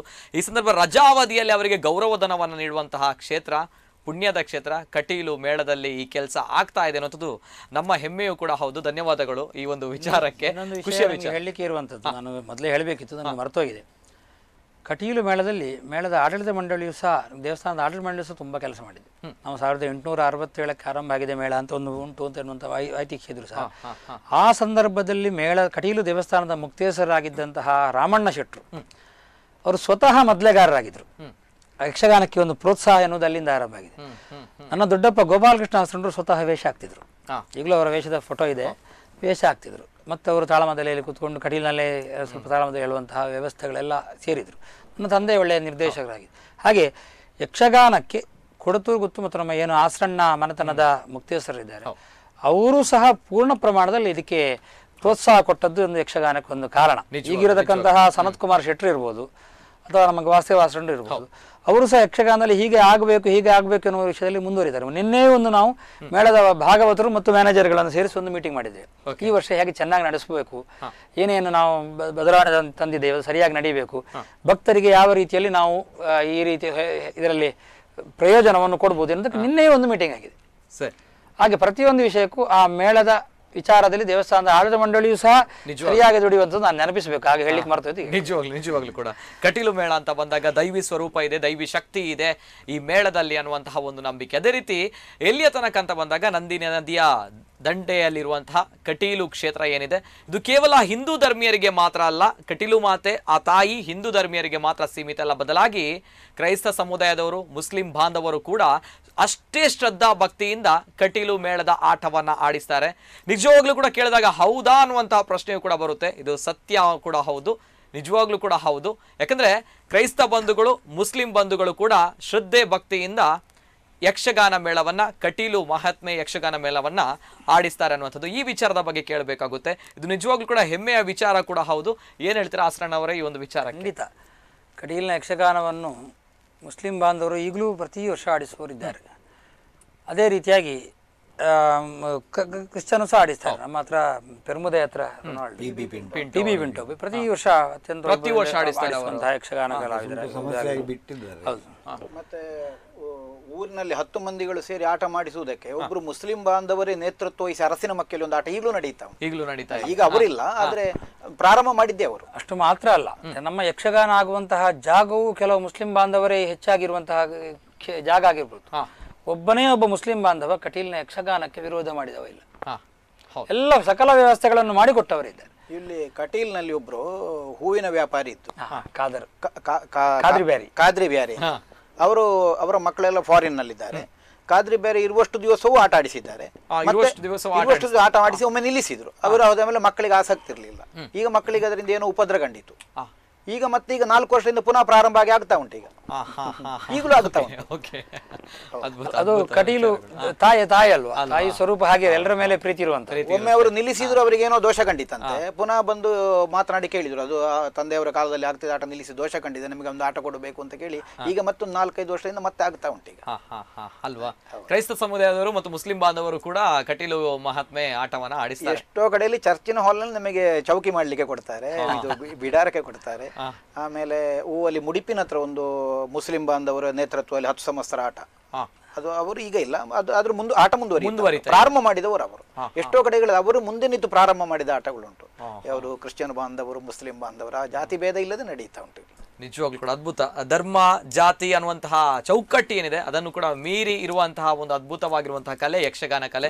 ಅದರಲ್ಲೂ ಕೂಡ ಈ ಯಕ್ಷಗಾನ ಕಲೆಯಲ್ಲಿ ಕಟೀಲು ಕ್ಷೇತ್ರದ ಯಕ್ಷಗಾನ ಮೇಳ ಅಂತ ಬಂದಾಗ ನಿಜವಾಗ್ಲೂ ಕೂಡ ಹೆಮ್ಮೆ ಆಗುತ್ತೆ. ಇಡೀ ವಿಶ್ವ ನೋಡುತ್ತೆ, ಇಲ್ಲಿ ನಾವೆಲ್ಲರೂ ಕೂಡ ಒಂದೇ ಅನ್ನುವಂತಹ ಒಂದು ಅದ್ಭುತವಾಗಿರುವಂತಹ ಒಂದು ಸಂದೇಶ ಕೂಡ ಹೋಗುತ್ತೆ ಅನ್ನೋದು ನಿಜವಾಗ್ಲೂ ಕೂಡ ಹೆಮ್ಮೆಯ ವಿಚಾರ. ಹಲವಾರು ವಿಚಾರಗಳು ಮಾತನಾಡ್ತಿದ್ದೇವೆ ಯಕ್ಷಗಾನ ಕಟೀಲು ಕ್ಷೇತ್ರದ ಬಗ್ಗೆ. ಅದೇ ರೀತಿ ಯಕ್ಷಗಾನ ಅಂತ ಬಂದಾಗ ಕಲೆಯ ರೂಪದಲ್ಲಿ ಅನೇಕ ಜನರು ಯಕ್ಷಗಾನ ಪ್ರದರ್ಶನವನ್ನು ಮಾಡ್ತಾರೆ. ಆದರೆ ಕಟೀಲು ಮೇಳ ಅಂತ ಬಂದಾಗ ಹರಕೆಯ ರೂಪದಲ್ಲಿ ದಿನಂಪ್ರತಿ ವರ್ಷಂಪ್ರತಿ ಯಕ್ಷಗಾನ ಆಟಗಳು ಬುಕ್ಕಿಂಗ್ ಆಗ್ತಾ ಇದೆ. ಈ ಒಂದು ಹರಕೆಯ ರೂಪ, ಒಂದು ಯಕ್ಷಗಾನಕ್ಕೆ ಹರಕೆಯ ರೂಪ ಬಂದದ್ದೇ ಒಂದು ಅದ್ಭುತವಾಗಿರುವಂತಹ ಒಂದು ಸ್ವಾರಸ್ಯಕರವಾಗಿರುವಂತಹ ಕತೆ. ಯಾವ ರೀತಿ ಬಂತು ಯಕ್ಷಗಾನಕ್ಕೆ ಹರಕೆಯ ರೂಪದಲ್ಲಿ ಯಕ್ಷಗಾನವನ್ನು ಆಡಿಸಬೇಕು? ಅದರಲ್ಲೂ ಕೂಡ ನಮ್ಮ ಕಣ್ಣ ಮುಂದೆ ಅನೇಕ ದೃಷ್ಟಾಂತಗಳು ಕಾಣ್ತಾ ಇದೆ, ಅನೇಕ ನಿದರ್ಶನಗಳು ಇದೆ. ಯಾವ ರೀತಿ ಅಂತ ಹೇಳಿದ್ರೆ ಮಕ್ಕಳಾಗದವರಿಗೆ ಮಕ್ಕಳಾಗುವಂತಹ ವಿಚಾರದಲ್ಲಿ, ಮದುವೆಯಾಗದವರಿಗೆ ಮದುವೆ ಆಗುವಂತಹ ವಿಚಾರಗಳಲ್ಲಿ, ಗೃಹ ಪ್ರವೇಶ ಆಗಬೇಕು ಅಂತ ಹೇಳಿದ್ರೆ ಮನೆ ಕಟ್ಟಬೇಕು ಅನ್ನೋ ಕನಸಿರುತ್ತೆ, ಆವಾಗ ಆಟ ಗೊಬ್ಬಾಲೆ ಅನ್ನುವಂತಹ ಒಂದು ಮಾತು. ಈ ಒಂದು ಅದ್ಭುತವಾಗಿರುವಂತಹ ಒಂದು ಸ್ವಾರಸ್ಯಕರವಾಗಿರುವಂತಹ ವಿಚಾರ ಏನು ಹೇಳ್ತೀರಾ ಆಸ್ರಣ್ಣರು? ಅದೇ ಒಂದೊಂದು ಇದಕ್ಕಾಗಿ ಒಂದೊಂದು ಪ್ರಸಂಗವನ್ನು ಹೇಳುವತಕ್ಕಂತಹ ಕ್ರಮ ನಮ್ಮಲ್ಲಿದೆ. ಯಾವ ಉದಾಹರಣೆಗೆ ನಾನು ಹೇಳಿದೆ, ಮಕ್ಕಳು ಹುಟ್ಟಬೇಕು ಅಂತ ಕುಮಾರ ಸಂಭವ ಹೇಳಿದ ಹಾಗೆ ಮದುವೆ ಆಗಬೇಕು ಅಂತ ಸ್ವಯಂವರ ಪಾರ್ವತಿ, ಅದೇ ಪ್ರಸಂಗವನ್ನು ನಾವು ಹೇಳುವಂಥದ್ದು. ಯಾಕೆ ಹೇಳಿದ್ರೆ ಪಾರ್ವತಿ ತಪಸ್ಸನ್ನು ಮಾಡಿ ಆ ಮೂಲಕವಾಗಿ ಮೆಚ್ಚಿದಂತಹ ಈಶ್ವರನನ್ನು ಮದುವೆ ಆಗುವಂತಹ ಮಂತ್ರವೇ ಸ್ವಯಂವರ ಪಾರ್ವತಿ ಮಂತ್ರ. ಅದರದ್ದೇ ಸ್ವರೂಪ. ಅದರಿಂದ ಮದುವೆ ಆಗಬೇಕಾದ್ರೆ ನೀವು ಸಹ ಇದನ್ನು ಪಾರ್ವತಿ ಸ್ವಯಂವರ ಇದನ್ನು ಪ್ರಸಂಗ ಮಾಡುವಂತ ನಾವು ಹೇಳತಕ್ಕಂತಹ ಒಂದು ಕ್ರಮ, ಅಥವಾ ಶ್ರೀನಿವಾಸ ಕಲ್ಯಾಣ ಮಾಡುವಂತ ಹೇಳುವಂತಹ ಕ್ರಮವನ್ನು ನಾವು ಮೊದಲಿಂದ ಹಾಗೆ ಇಟ್ಕೊಂಡವರು. ಮಗು ಆಗಬೇಕು ಅಂತ ಹೇಳಿದ್ರೆ ಹೀಗೆ, ಮಗು ಬೆಳಿಬೇಕು, ಮಗುಗೆ ಏನೋ ಸಮಸ್ಯೆ ಇದ್ರೆ ಕೃಷ್ಣಲೀಲೆ ಕಂಸವಧೆ ಮಾಡಿಸುವಂತ. ಹಾಗೆ ಕೃಷ್ಣ ಬೆಳೆಯುವಂಥದ್ದು, ಅವನಿಗೆ ಎಂತಹ ತೊಂದರೆ ಬಂದರೂ ಬೆಳೆದ ಮೇಲೆ ಬರ್ತಾನೆ ಅವ. ಆ ಕೃಷ್ಣನ ಕಥೆಯನ್ನು ಮಾಡೋದಕ್ಕಂತಹ, ದಾಂಪತ್ಯದ ಸಮಸ್ಯೆ ಇದ್ರೆ ರಾಮಾಯಣ ಕಥೆ ಮಾಡು ಅಂತ ನಾವು ಹೇಳುವಂಥದ್ದು. ಹೀಗೊಂದು ಪರಂಪರೆಯಲ್ಲಿ ನಾವೊಂದು ಹೇಳುವಂತಹ ಒಂದು ಕ್ರಮ ಬಹಳ ಹಿಂದಿನಿಂದ ಇಟ್ಕೊಂಡಿದ್ವಿ. ಅದನ್ನು ಹೆಚ್ಚಾಗಿ ಆಸರಣರು ಪ್ರಸಾದ ಕೊಡುವಾಗಲೇ ದೊಡ್ಡಪ್ಪ ಹಾಗೆಲ್ಲ ಹೇಳುವಂತಹ ಒಂದು ಕ್ರಮ ಇಟ್ಟುಕೊಂಡಿದ್ರು. ಈಗ ನಾವು ಮುಂದುವರಿಸಿ ಬಂದಿದ್ವಿ. ಯಕ್ಷಗಾನ ಪ್ರಸಂಗ ಹೇಳುವಾಗ ನಮಗೆ ಲೋಲಮ್ಮ ಅಂತ ಅವ್ರ ನೆನಪಾಗ್ತದೆ. ಚೆನ್ನಾಡಿಯ ನಮ್ಮ ಪದವಿನ ಅಂಗಡಿ ಹತ್ರ ಬರ್ತದೆ ದುರ್ಗಾನಗರ ಅಂತ. ಈಗ ಆ ಜಾಗಕ್ಕೆ ಹೆಸರಿದೆ, ನಮ್ಮ ದೊಡ್ಡಪ್ಪನ ಇಟ್ಟ ಹೆಸರು ಅದು, ದುರ್ಗಾನಗರ. ಲೋಲಮ್ಮ ಅಂತ ಹೇಳುವವರು ಭಿಕ್ಷೆಯನ್ನು ಬೇಡಿ ಪ್ರತಿ ವರ್ಷ ಆಟ ಮಾಡಿಸಿದ್ರಂತೆ. ಕಟೀಲಿತ್ತು ಭಿಕ್ಷೆ ಬೇಡಿ. ಆ ಸಂದರ್ಭದಲ್ಲಿ ಅದು ಆಗತಕ್ಕಂತಹ ಆಟದ ಜಾಗದ ಒಡತಿ, ನಾನು ಈ ವರ್ಷ ಆಟ ಮಾಡ್ಲಿಕ್ಕೆ ನಿಂಗೆ ಜಾಗ ಕೊಡುವುದಿಲ್ಲ ಹೇಳುವಾಗ ಅವಳು ಕೂಗಿದ್ರಂತೆ. ರಾತ್ರಿ ಅವರ ಮನೆಯ ಅಂಗಳದಲ್ಲಿ ಹುಲಿ ಬಂತಂತೆ. ಹೆದ್ರಿ ಇಲ್ಲೆಲ್ಲ ಕಟೀಲ್ದವರಿಗೆ ಆಟ ಕೊಡ್ತೇನೆ, ಜಾಗ ಕೊಡ್ತೇನೆ ಅಂತ ಹೇಳಿ ಹಾಗೆ ಹೇಳಿ ಮತ್ತೆ ಆಟ ಆಯ್ತಂತೆ. ಈಗ ನಾವು ದಿನಕರ ಪಚ್ಚನಾಡಿ ಅಂತ ಏನು ಕೇಳ್ತೇವೆ, ಅವರ ಮೊಮ್ಮಗ ಅಂತ ನನಗೆ ವಿಷಯ ಬಂತು. ಹಾಗೆ ಆ ಲೋಲಮ್ಮನ ಒಂದು ಯಕ್ಷಗಾನ ಈಗಲೂ ನಡೀತದೆ, ಪ್ರತಿ ವರ್ಷ ನಡೀತದೆ. ಈಗ ಅದನ್ನು 10 ಸಂವತ್ಸರರು ಅಂತ ಹೇಳಿ ಅಲ್ಲಿದ್ದವರು ಸೇರಿ ನಡೆಸ್ತಾ ಇದ್ದಾರೆ. ಅದು ಆರಂಭ ಮಾಡಿದ್ದು ಒಬ್ಳು ಭಿಕ್ಷೆ ಬೇಡಿ ಮಾಡತಕ್ಕಂಥ ಯಕ್ಷಗಾನ. ಕಟೀಲ್ನಲ್ಲಿ ಈಗ ಒಬ್ಳು ಭಿಕ್ಷೆ ಬೇಡಿ ಬಿದ್ದಾಳೆ. ಹೋದ ವರ್ಷ ಅವರದ್ದು ಆಟ ಆಗಿತ್ತು. ಅದಕ್ಕೆ ವೀಳ್ಯ 2 ವರ್ಷದಿಂದ ಅದಕ್ಕೆ ವೀಳ್ಯ ಬಿಟ್ಟಿದ್ರು ಇವರು. ವೀಳ್ಯ ಬೇಡ ಅಂತ ಇವರು ಅವಳಿಂದ ವೀಳ್ಯ ತಗೊಳ್ಳಿಲ್ಲ. ಅವಳು ಆಟ ಆಡಿಸ್ತಾಳ, ಅದೇ ದೊಡ್ಡ ವಿಷಯ. ಭಿಕ್ಷೆ ಬೇಡುವವರು ಒಟ್ಟು ಮಾಡಿದ ಹಣದಲ್ಲಿ ಸಂಗ್ರಹಿಸಿ ಕಟೀಲ್ ದೇವರ ಆಟ ದೇವರ ಕಾಣಿಕೆ ಕಟ್ಟಿ ಯಾವ ಅಂತ ಹೇಳಿ ಇವರು ಅವಳಲ್ಲಿ ಇದು ತಗೊಳ್ಳಿಲ್ಲ ಅಂತಹ ಒಂದು ವಿಷಯಗಳು. ಪೊಳಲಿ ಒಬ್ಬರು ಆಡಿಸಿದ್ದಾರೆ, ವೀಳ್ಯ ತಗೊಳ್ಳಿಲ್ಲ. ಏನ್ ಸರ್ ಅದು ಪೊಳಲಿಯಲ್ಲಿ ಆಡಿಸಿದ? ಅದು ಕೂಡ ದೇವಸ್ಥಾನದಲ್ಲಿ ಇರ್ತಾನೆ, ಪೊಳ್ಳಿ ದೇವಸ್ಥಾನದಲ್ಲಿ ಬಂದವರ ಸ್ವಲ್ಪ ಹಣ ಎಲ್ಲ ಕಲೆಕ್ಟ್ ಮಾಡಿ ಹೀಗೆ ಜೀವನ ಮಾಡ್ತಾ ಇದ್ದ. ಅವ ಹೇಳಿಕೊಂಡಿದ್ದ ಒಂದು ಹರಿಕೆ, ಅವನ ಆಟ ಕಳೆದ ವರ್ಷ ಪೊಳಲಿಯಲ್ಲಿ ಆಯ್ತು. ಅಲ್ಲ, ಅದಕ್ಕೂ ವೀಳ್ಯ ತಗೊಳ್ಳಿಲ್ಲ ಅಂತ ಹೇಳಿದ್ದವರು. ಅವನಿಗೆ ದುಡ್ಡು ವೀಳ್ಯ ಅಂತ ಅದರ ದುಡ್ಡು ಏನುಂಟು ಅದು ತಗೊಳ್ಳಿಲ್ಲ, ದೇವರಿಗೆ ಸಲ್ಲುವುದನ್ನು ಮಾತ್ರ ತಗೊಂಡದ್ದು. ಈ ರೀತಿಯ ಅನೇಕ ಸ್ವಾರಸ್ಯಕರ ಕಥೆಗಳು ಕೂಡ ನಾನು ಕೇಳಿದ್ದೇನೆ. ಬೇರೆ ಇಂತಹ ವಿಚಾರಗಳು ಉಂಟು. ಯಾಕೆಂದ್ರೆ ಇದು ಕಟೀಲು ಮೇಳದ ಯಕ್ಷಗಾನ ಅನ್ನೋದು ಕೇವಲ ಒಂದು ಕಲಾಭಿಮಾನದಿಂದ ಮಾತ್ರ ಆಗುವ ಕಾರ್ಯಕ್ರಮವೇ ಅಲ್ಲ. ಅದರಲ್ಲಿ ಕಲಾ ಪ್ರೀತಿ ಉಂಟು. ಕಲಾ ಪ್ರೀತಿಗಿಂತ ಹೆಚ್ಚಾಗಿರುವುದು ದೈವಭಕ್ತಿ. ಈಗ ಮೊದಲಿಗೆ ಮೇಳ ಪ್ರಾರಂಭ ಆಗುವಾಗ ಏನಾಗ್ತದೆ ಕೇಳಿದ್ರೆ, ಕಲಾಭಿಮಾನ ಇದ್ದವರು ಮಾತ್ರ ಆಟ ಮಾಡಿಸ್ತಾರೆ. ಮತ್ತೆ ಮೊದಲಿಗೆಲ್ಲ ಇದ್ದದೇ ಹಾಗೆ ಬಡತನವೇ, ಮೇಳಗಳಿಗೆ ಆಟ ಇಲ್ಲ. ಆಗ ಶ್ರೀಮಂತರ ಮನೆ ಮುಂಭಾಗದಲ್ಲಿ ಹೋಗಿ ಅಲ್ಲಿ ಒಂದು ತಾಳಮದ್ದಳೆ ಹಾಕುವುದು ಅಂತ ಒಂದು ಕ್ರಮ ಉಂಟು. ಚೆಂಡೆ ಮದ್ದಳೆ ಎಲ್ಲ ಬಾರಿಸಿ ಪದ್ಯ ಹೇಳುದು. ಅಷ್ಟು ಬಾರಿಸಿದ್ರೆ ಅವರು ಮಧ್ಯಾಹ್ನದ ಊಟದ್ದು ಕೊಡ್ತಿದ್ರು ಅಂತ ಲೆಕ್ಕ. ಪಡಿಯಕ್ಕಿಂತ ಅದಕ್ಕೆ ಹೆಸರು ಮೇಳದ ಭಾಷೆಯಲ್ಲಿ. ಆ ಪಡಿಯಕ್ಕೆ ಕೊಟ್ಟದ್ದಕ್ಕೆ ಆಟ ಆಡೋದು, ಮತ್ತೆ ವೀಳ್ಯ ಅವರು ಕೊಟ್ಟದ್ದು ಎಷ್ಟು ಅಂತ ಇಲ್ಲ, ಹಾಗೆಲ್ಲ ಆಗಿದ್ದದ್ದು ಅದು ಕೇವಲ ಕಲಾಭಿಮಾನದಿಂದ ಮಾತ್ರ ಆಗ್ತಾ ಇದ್ದಂತಹ ಕಾಲ. ಆಮೇಲೆ ಕಟೀಲು ಮೇಳದ ಆಟಗಳಿಗೆ ಒಂದು ಮುಖ ಬೇರಾಯಿತು. ಅಂದರೆ ಅದು ಕೇವಲ ಕಲಾಭಿಮಾನದಿಂದ ಮಾತ್ರ ಆಟ ಆಡಿಸಲ್ಲ, ಅದು ಹೌದು, ಅದು ಮಾತ್ರ ಅಲ್ಲ, ಅದಕ್ಕಿಂತ ಹೆಚ್ಚಾಗಿ ದೈವ ಭಕ್ತಿ ಪ್ರಧಾನ ಆಗುವುದು. ಅಂದರೆ ಇದನ್ನೊಂದು ದೇವರ ಉತ್ಸವ ಅನ್ನೋ ಉದ್ದೇಶದಿಂದ ಮಾಡ್ಲಿಕ್ಕೆ ಹೊರಟದು. ಹಾಗಾಗಿ ಎಷ್ಟೋ ಕಡೆಗಳಲ್ಲಿ ಈಗಲೂ ಈಗ ಈ 500ರಿಂದ ಮೇಲೆ ಆಗುವ ಪರ್ಮನೆಂಟ್ ಆಟಗಳಲ್ಲಿ 10 ಸಮಸ್ತರ ಆಟ ಅಂತ ಅದಕ್ಕೆ ನಾವು ಹೇಳಿದ್ರೆ ಊರ ಮಂದಿಗಳೆಲ್ಲ ಸೇರಿ ಅಲ್ಲಿ ಒಂದು ಸಮಿತಿ ಮಾಡಿ ಡೊನೇಷನ್ ಮಾಡಿ ಆಟ ಆಗೋದು. ಅದು ನಿಜವಾಗಿ ಊರಿನ ಜಾತ್ರೆಯಾಗೆ ಮಾಡ್ತಾರೆ ಅಷ್ಟು ವೈಭವದಿಂದ. ಅದೀಗ ನಮ್ಮಲ್ಲಿಗೆ ದೇವರು ಬರುವುದು ಅಂತ ಹೇಳುವುದಕ್ಕೆ ಬೇಕಾಗಿ ಬಹಳ ವೈಭವದಿಂದ ಒಂದು ದಿವಸ ಜಾತ್ರೆಯೇ ಆಗ್ತದೆ 10 ಸಂವತ್ಸರ ಆಟ ಅಂದರೆ ಅಷ್ಟು ವೈಭವದಿಂದ ಮಾಡ್ತಾರೆ. ಅದರಲ್ಲಿ ಆಮೇಲೆ ಅವರದ್ದು 10ನೇ ವರ್ಷಕ್ಕಾಗುವಾಗ 20ನೇ ವರ್ಷಕ್ಕ 15ನೇ ವರ್ಷ 20 ಯಾವುದಾದ್ರು ಒಂದು ಕಾರಣ ಇಟ್ಟುಕೊಂಡು ಮತ್ತು ವೈಭವ ಮಾಡ್ತಾರೆ.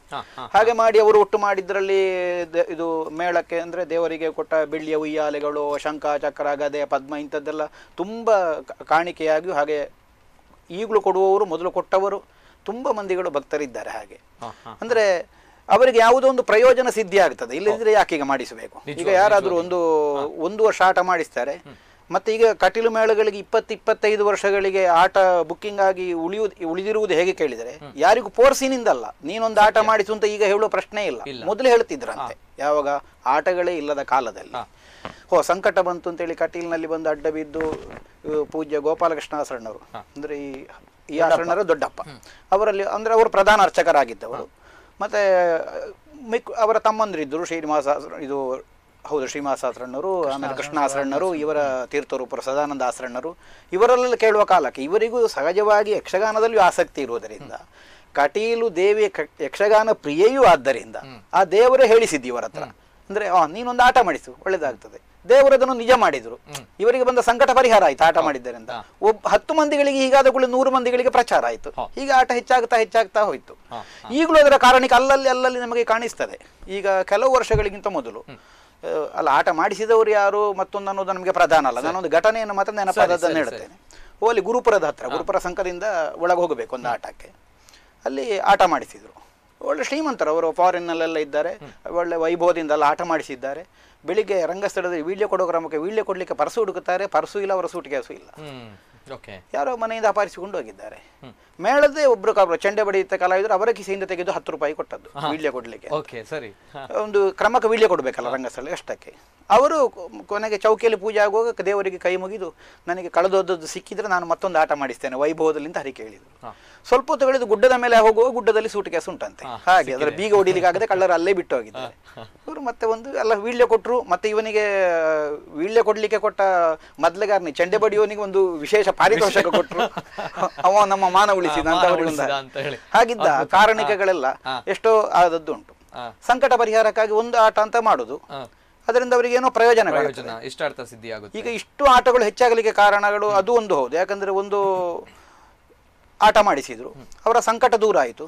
ಆಮೇಲೆ ಮತ್ತೆ ಅವರು ಪುನಃ ಮತ್ತೆ ಕೇಳೋದೆ ಬಂದು ನಮಗೆ ಈ ವರ್ಷ ಒಂದು ಆಟ ಬೇಕು, ಯಾಕೆಂದ್ರೆ ಮನಸ್ಸಿಗೆ ಒಂದು ಪ್ರೇರಣೆ ಆಗುತ್ತಾ ಉಂಟು. ಕಳೆದ ವರ್ಷ ಆಟ ಮಾಡಿಸಿದ ಮೇಲೆ ಬಹಳ ಒಂದು ಲಾಭದಲ್ಲಿದ್ದೇವೆ ನಾವು, ನಮಗೆ ಇನ್ನೊಂದು ಆಟ ಬೇಕು ಕೊಡಿ, ಹೀಗೆ ಕೊಡಿ ಅಂತಲೇ ಕೇಳುದು. ನಮಗೆ ಈಗ ಅವರಿಗೆ ಹಾಗೆ ಪ್ರತಿ ವರ್ಷ ಆಟ ಕೊಡ್ಲಿಕ್ಕೆ ಕಷ್ಟ ಆಗ್ತದೆ. ನಾವೀಗ ಮೊದಲೆಲ್ಲ ಕಟೀಲ್ನಲ್ಲಿ ಹೇಳ್ತಿದ್ದೆವು ಆಟಗಾರ ಆಟ ಮಾಡಿಸು ಅಂತ. ಈಗ ನಮ್ಗೆ ಹೇಳಲಿಕ್ಕೆ ಧೈರ್ಯ ಇಲ್ಲ, ಹೇಳಿದ್ರೆ ಮಾಡಿಸಿಕೊಡ್ಬೇಕಲ್ಲ ಆಟ. ಈಗ ಮತ್ತೆ ಅದ್ರಲ್ಲಿ ನಮ್ಮಲ್ಲಿ ಮೊದಲಿಂದ ಇನ್ನೊಂದು ಕ್ರಮವಿತ್ತು. ಆಟದ ಈ ಆಡಿಸುವವರು ಹೇಗೆ ನಮಗೆ ಪ್ರಧಾನವು, ನೋಟ ನೋಡುವವರು ಪ್ರಧಾನ. ಬಡವರು ಬಂದ್ರೆ ಐನ ಆಟ ತೂಲ ದೇರಡ್ಡೆ ಅಲ್ಪೆರಂದು ಪ್ರಸಾದ ಕೊಡುವ ಕ್ರಮ ಅದು ಈಗಲೂ ಉಂಟು. ಅದೊಂದು ಹರಕೆ, ಆಟ ನೋಡು ಅನ್ನುವಂಥದ್ದು ಅಲ್ವಾ. ಕೆಲವರೆಲ್ಲ ಇರ್ತಾರೆ ಈ ವರ್ಷ 22 ಮಾಟ ತೂಪೆ ಅಂತ ಹಾಗೆ ಹರಕೆ ಹೇಳುವವರು ಇದ್ದಾರೆ. ಎಡಮಾಟ ತೂಪೆ 22 ಮಾಟ ತೂಪೆ 42 ಮಾಟ ತೂಪೆ ಅಂತ ಹರಕೆ ಹೇಳಿಕೊಂಡು ಆಟ ನೋಡುವವರು. ಆಟ ನೋಡಿದ್ರು ಕೂಡ ಪುಣ್ಯ ಬರುತ್ತೆ, ನಾನೊಂದು ನಿಮಗೆ ಸ್ಪಷ್ಟ ಒಂದು ಸತ್ಯ ಘಟನೆಯನ್ನು ಹೇಳ್ತೇನೆ. ಕಟೀಲ್ನದ್ದೇ ದೇವಸ್ಥಾನದ ಸ್ಟಾಫ್ ಅವರು ಬರೋರ ಹೆಸರು ಬೇಡ ಈಗ. ಅವರು ಎಲಿಮೆಂಟರಿ ಶಾಲೆಗೆ ಹೋಗೋರ ಮಕ್ಕಳನ್ನು ಆಟಕ್ಕೆ ಹೋಗ್ತೇವೆ ಅಂತ ಹೇಳಿ ಆಟಕ್ಕೆ ಹೋಗ್ಬೇಡ ನಾಡ್ತು ಪರೀಕ್ಷೆ ಅಲ್ವ ಕೂತ್ಕೊಂಡು ಮನೆಯಲ್ಲಿ ಕೂತುಗೊಳಿಸಿ ಅಂತ. ಕೂತುಗೊಳಿಸಿ ಆದ ಮೇಲೆ ಈ ಮಕ್ಕಳಿಗೆ ಶಾಲೆಯಲ್ಲಿ ಹೋದರೆ ಕಲೀಲಿಕ್ಕೆ ಉತ್ಸಾಹವೇ ಇಲ್ಲ. ಏನಾಯ್ತು ಅಂತ ಮಾಸ್ಟರ್ ಕರೆದು ಕೇಳಿದ್ದೇನು ನಿಮ್ಮ ಮೊನ್ನೆವರೆಗೆ ಹುಷಾರಿದ್ದ ಮಕ್ಕಳಿಗೆ ಏನಾಯ್ತು? ಅದಕ್ಕೆ ಇವರು ಹೇಳಿದ್ರಂತೆ, ಓ ನನ್ನಿಂದ ಆಗಿದ್ರೆ ಏನೋ ಒಂದು ತೊಂದರೆ ಆಗಿದೆ, ಪರೀಕ್ಷೆ ಎಲ್ಲ ಮುಗಿಲಿ, ನಾನು ಮಕ್ಕಳನ್ನು ಆಟ ನೋಡಿಸ್ತೇನೆ ಕಟೀಲು ಮೇಳದ್ದು ಅಂತ. ಕಲೀಲಿಕ್ಕೆ ಮೊದಲನಾಗ ಅವರ ಹೆಸರಿಗೆ ಹೇಳುದು ಪ್ರಸ್ತುತ ಅಲ್ಲ, ಅವರೇ ನನ್ನ ಹತ್ರ ಹೇಳಿದ್ದು. ನನ್ನ ಈಗ ಅವರು ಇಂಜಿನಿಯರ್ ಆಗಿದ್ದಾರೆ, ಮಕ್ಕಳದು ಪ್ರಶ್ನೆ ಬೇರೆ. ಕಾರ್ಯಂ ಶ್ರಾವ್ಯಮೇವಚ ಅಂತ ಇದರಲ್ಲೇ ಉಂಟು. ಯಾವುದು ಆ ದೇವರ ಮಾತನ್ನು ಇದನ್ನು ಸಕೃತ ಉಚ್ಚರಿತೆ ಒಮ್ಮೆ ಹೇಳಿದರೆ, ಶ್ರುತೆ ಕೇಳಿದರೆ, ಅದನ್ನು ನೋಡಿದ್ರೆ, ಇದು ಎಲ್ಲದರಿಂದಾಗಿಯೂ ದೇವರ ತೃಪ್ತಿ ಆಗ್ತದೆ ಅಂತ ಸಪ್ತಶತಿಯಲ್ಲಿ ಬರ್ತದೆ.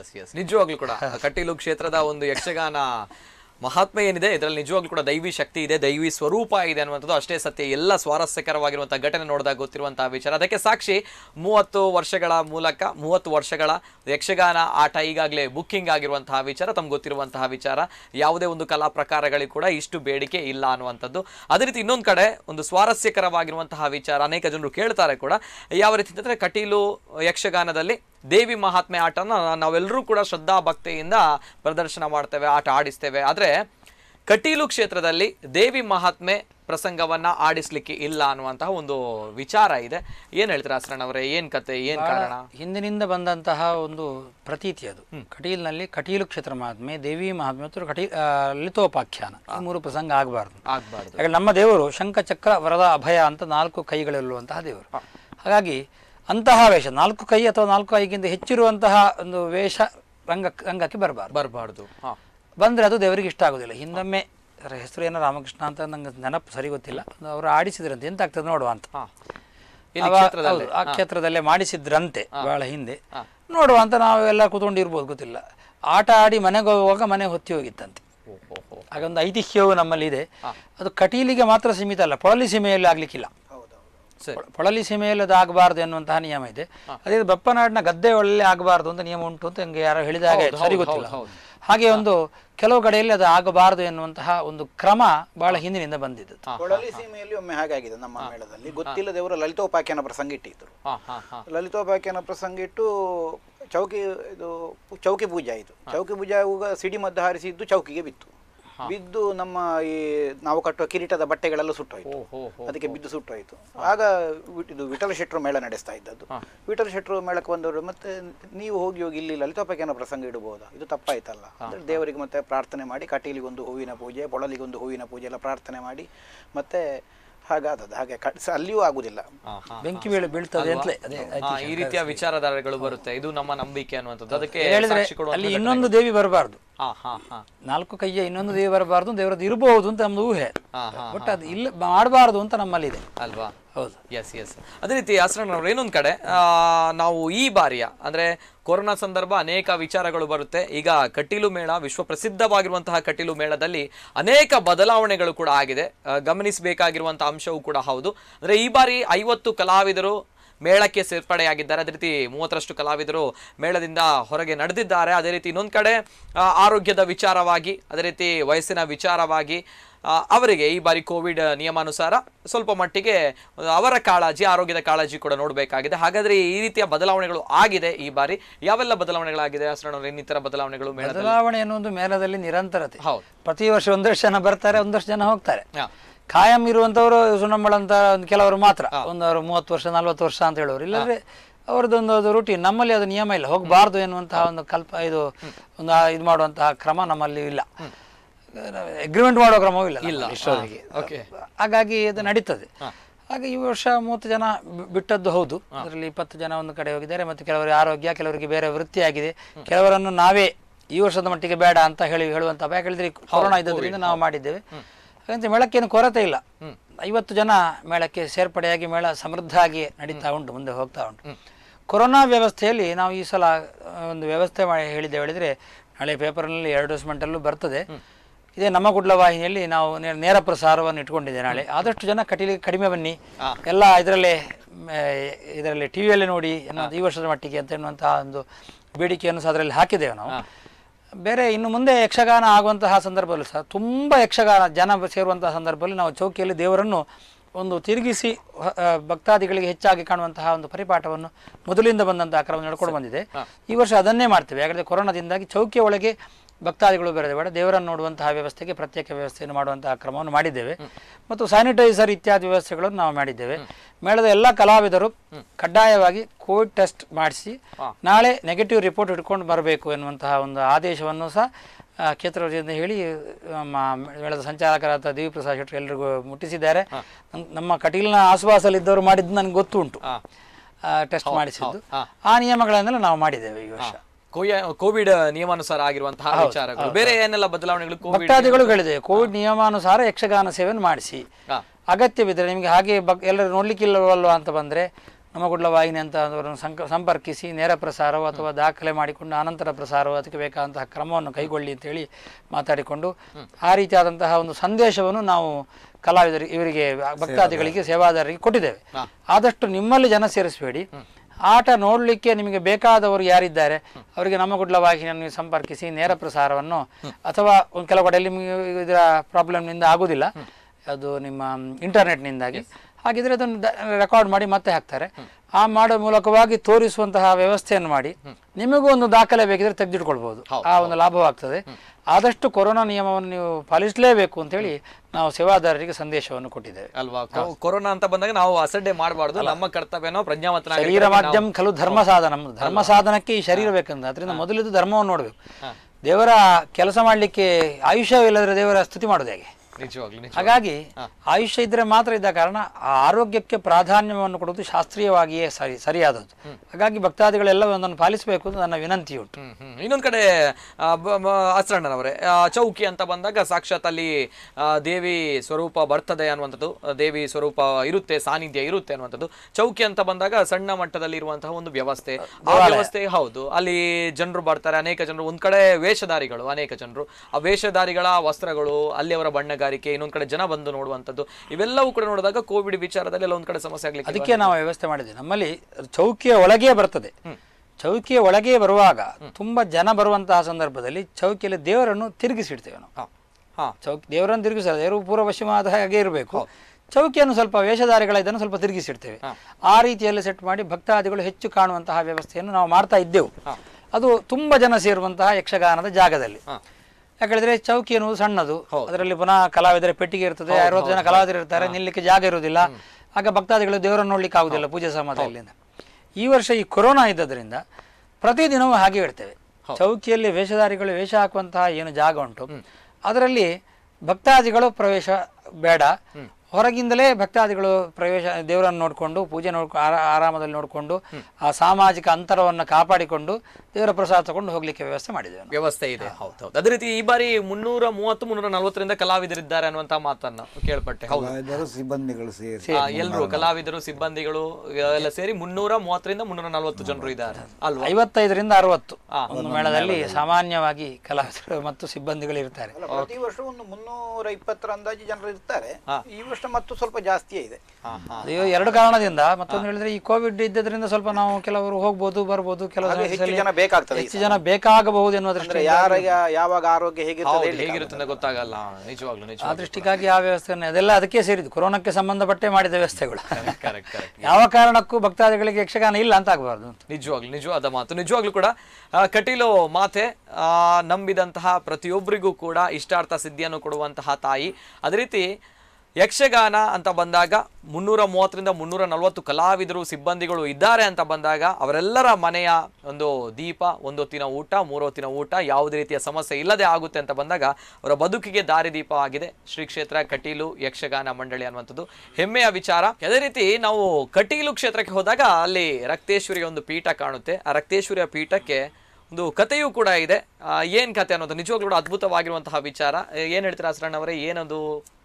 ಅದೊಂದು ಬರೀ ಪೀಠ ಅಂತ ನಮ್ಗೆ ಕಾಣ್ತದೆ. ಅದಕ್ಕೆ ನಾವು ಹೂ ಹಾಕಿ ಮಾಡಿ ದೇವರಿಗೆ ಒಂದು ಪೀಠ ಪೂಜೆ ಮಾಡ್ಕೊಂಡು ನಾವು ಬರುವಂತಹ ಪ್ರತಿ ದಿವಸದ ಕ್ರಮ ಇದೆ. ಆ ಪೀಠ ಇರುವುದು ಯಾಕೆ ಅಂತ ಹೇಳಿದ್ರೆ ಯಕ್ಷಗಾನ ನೋಡ್ಲಿಕ್ಕೆ.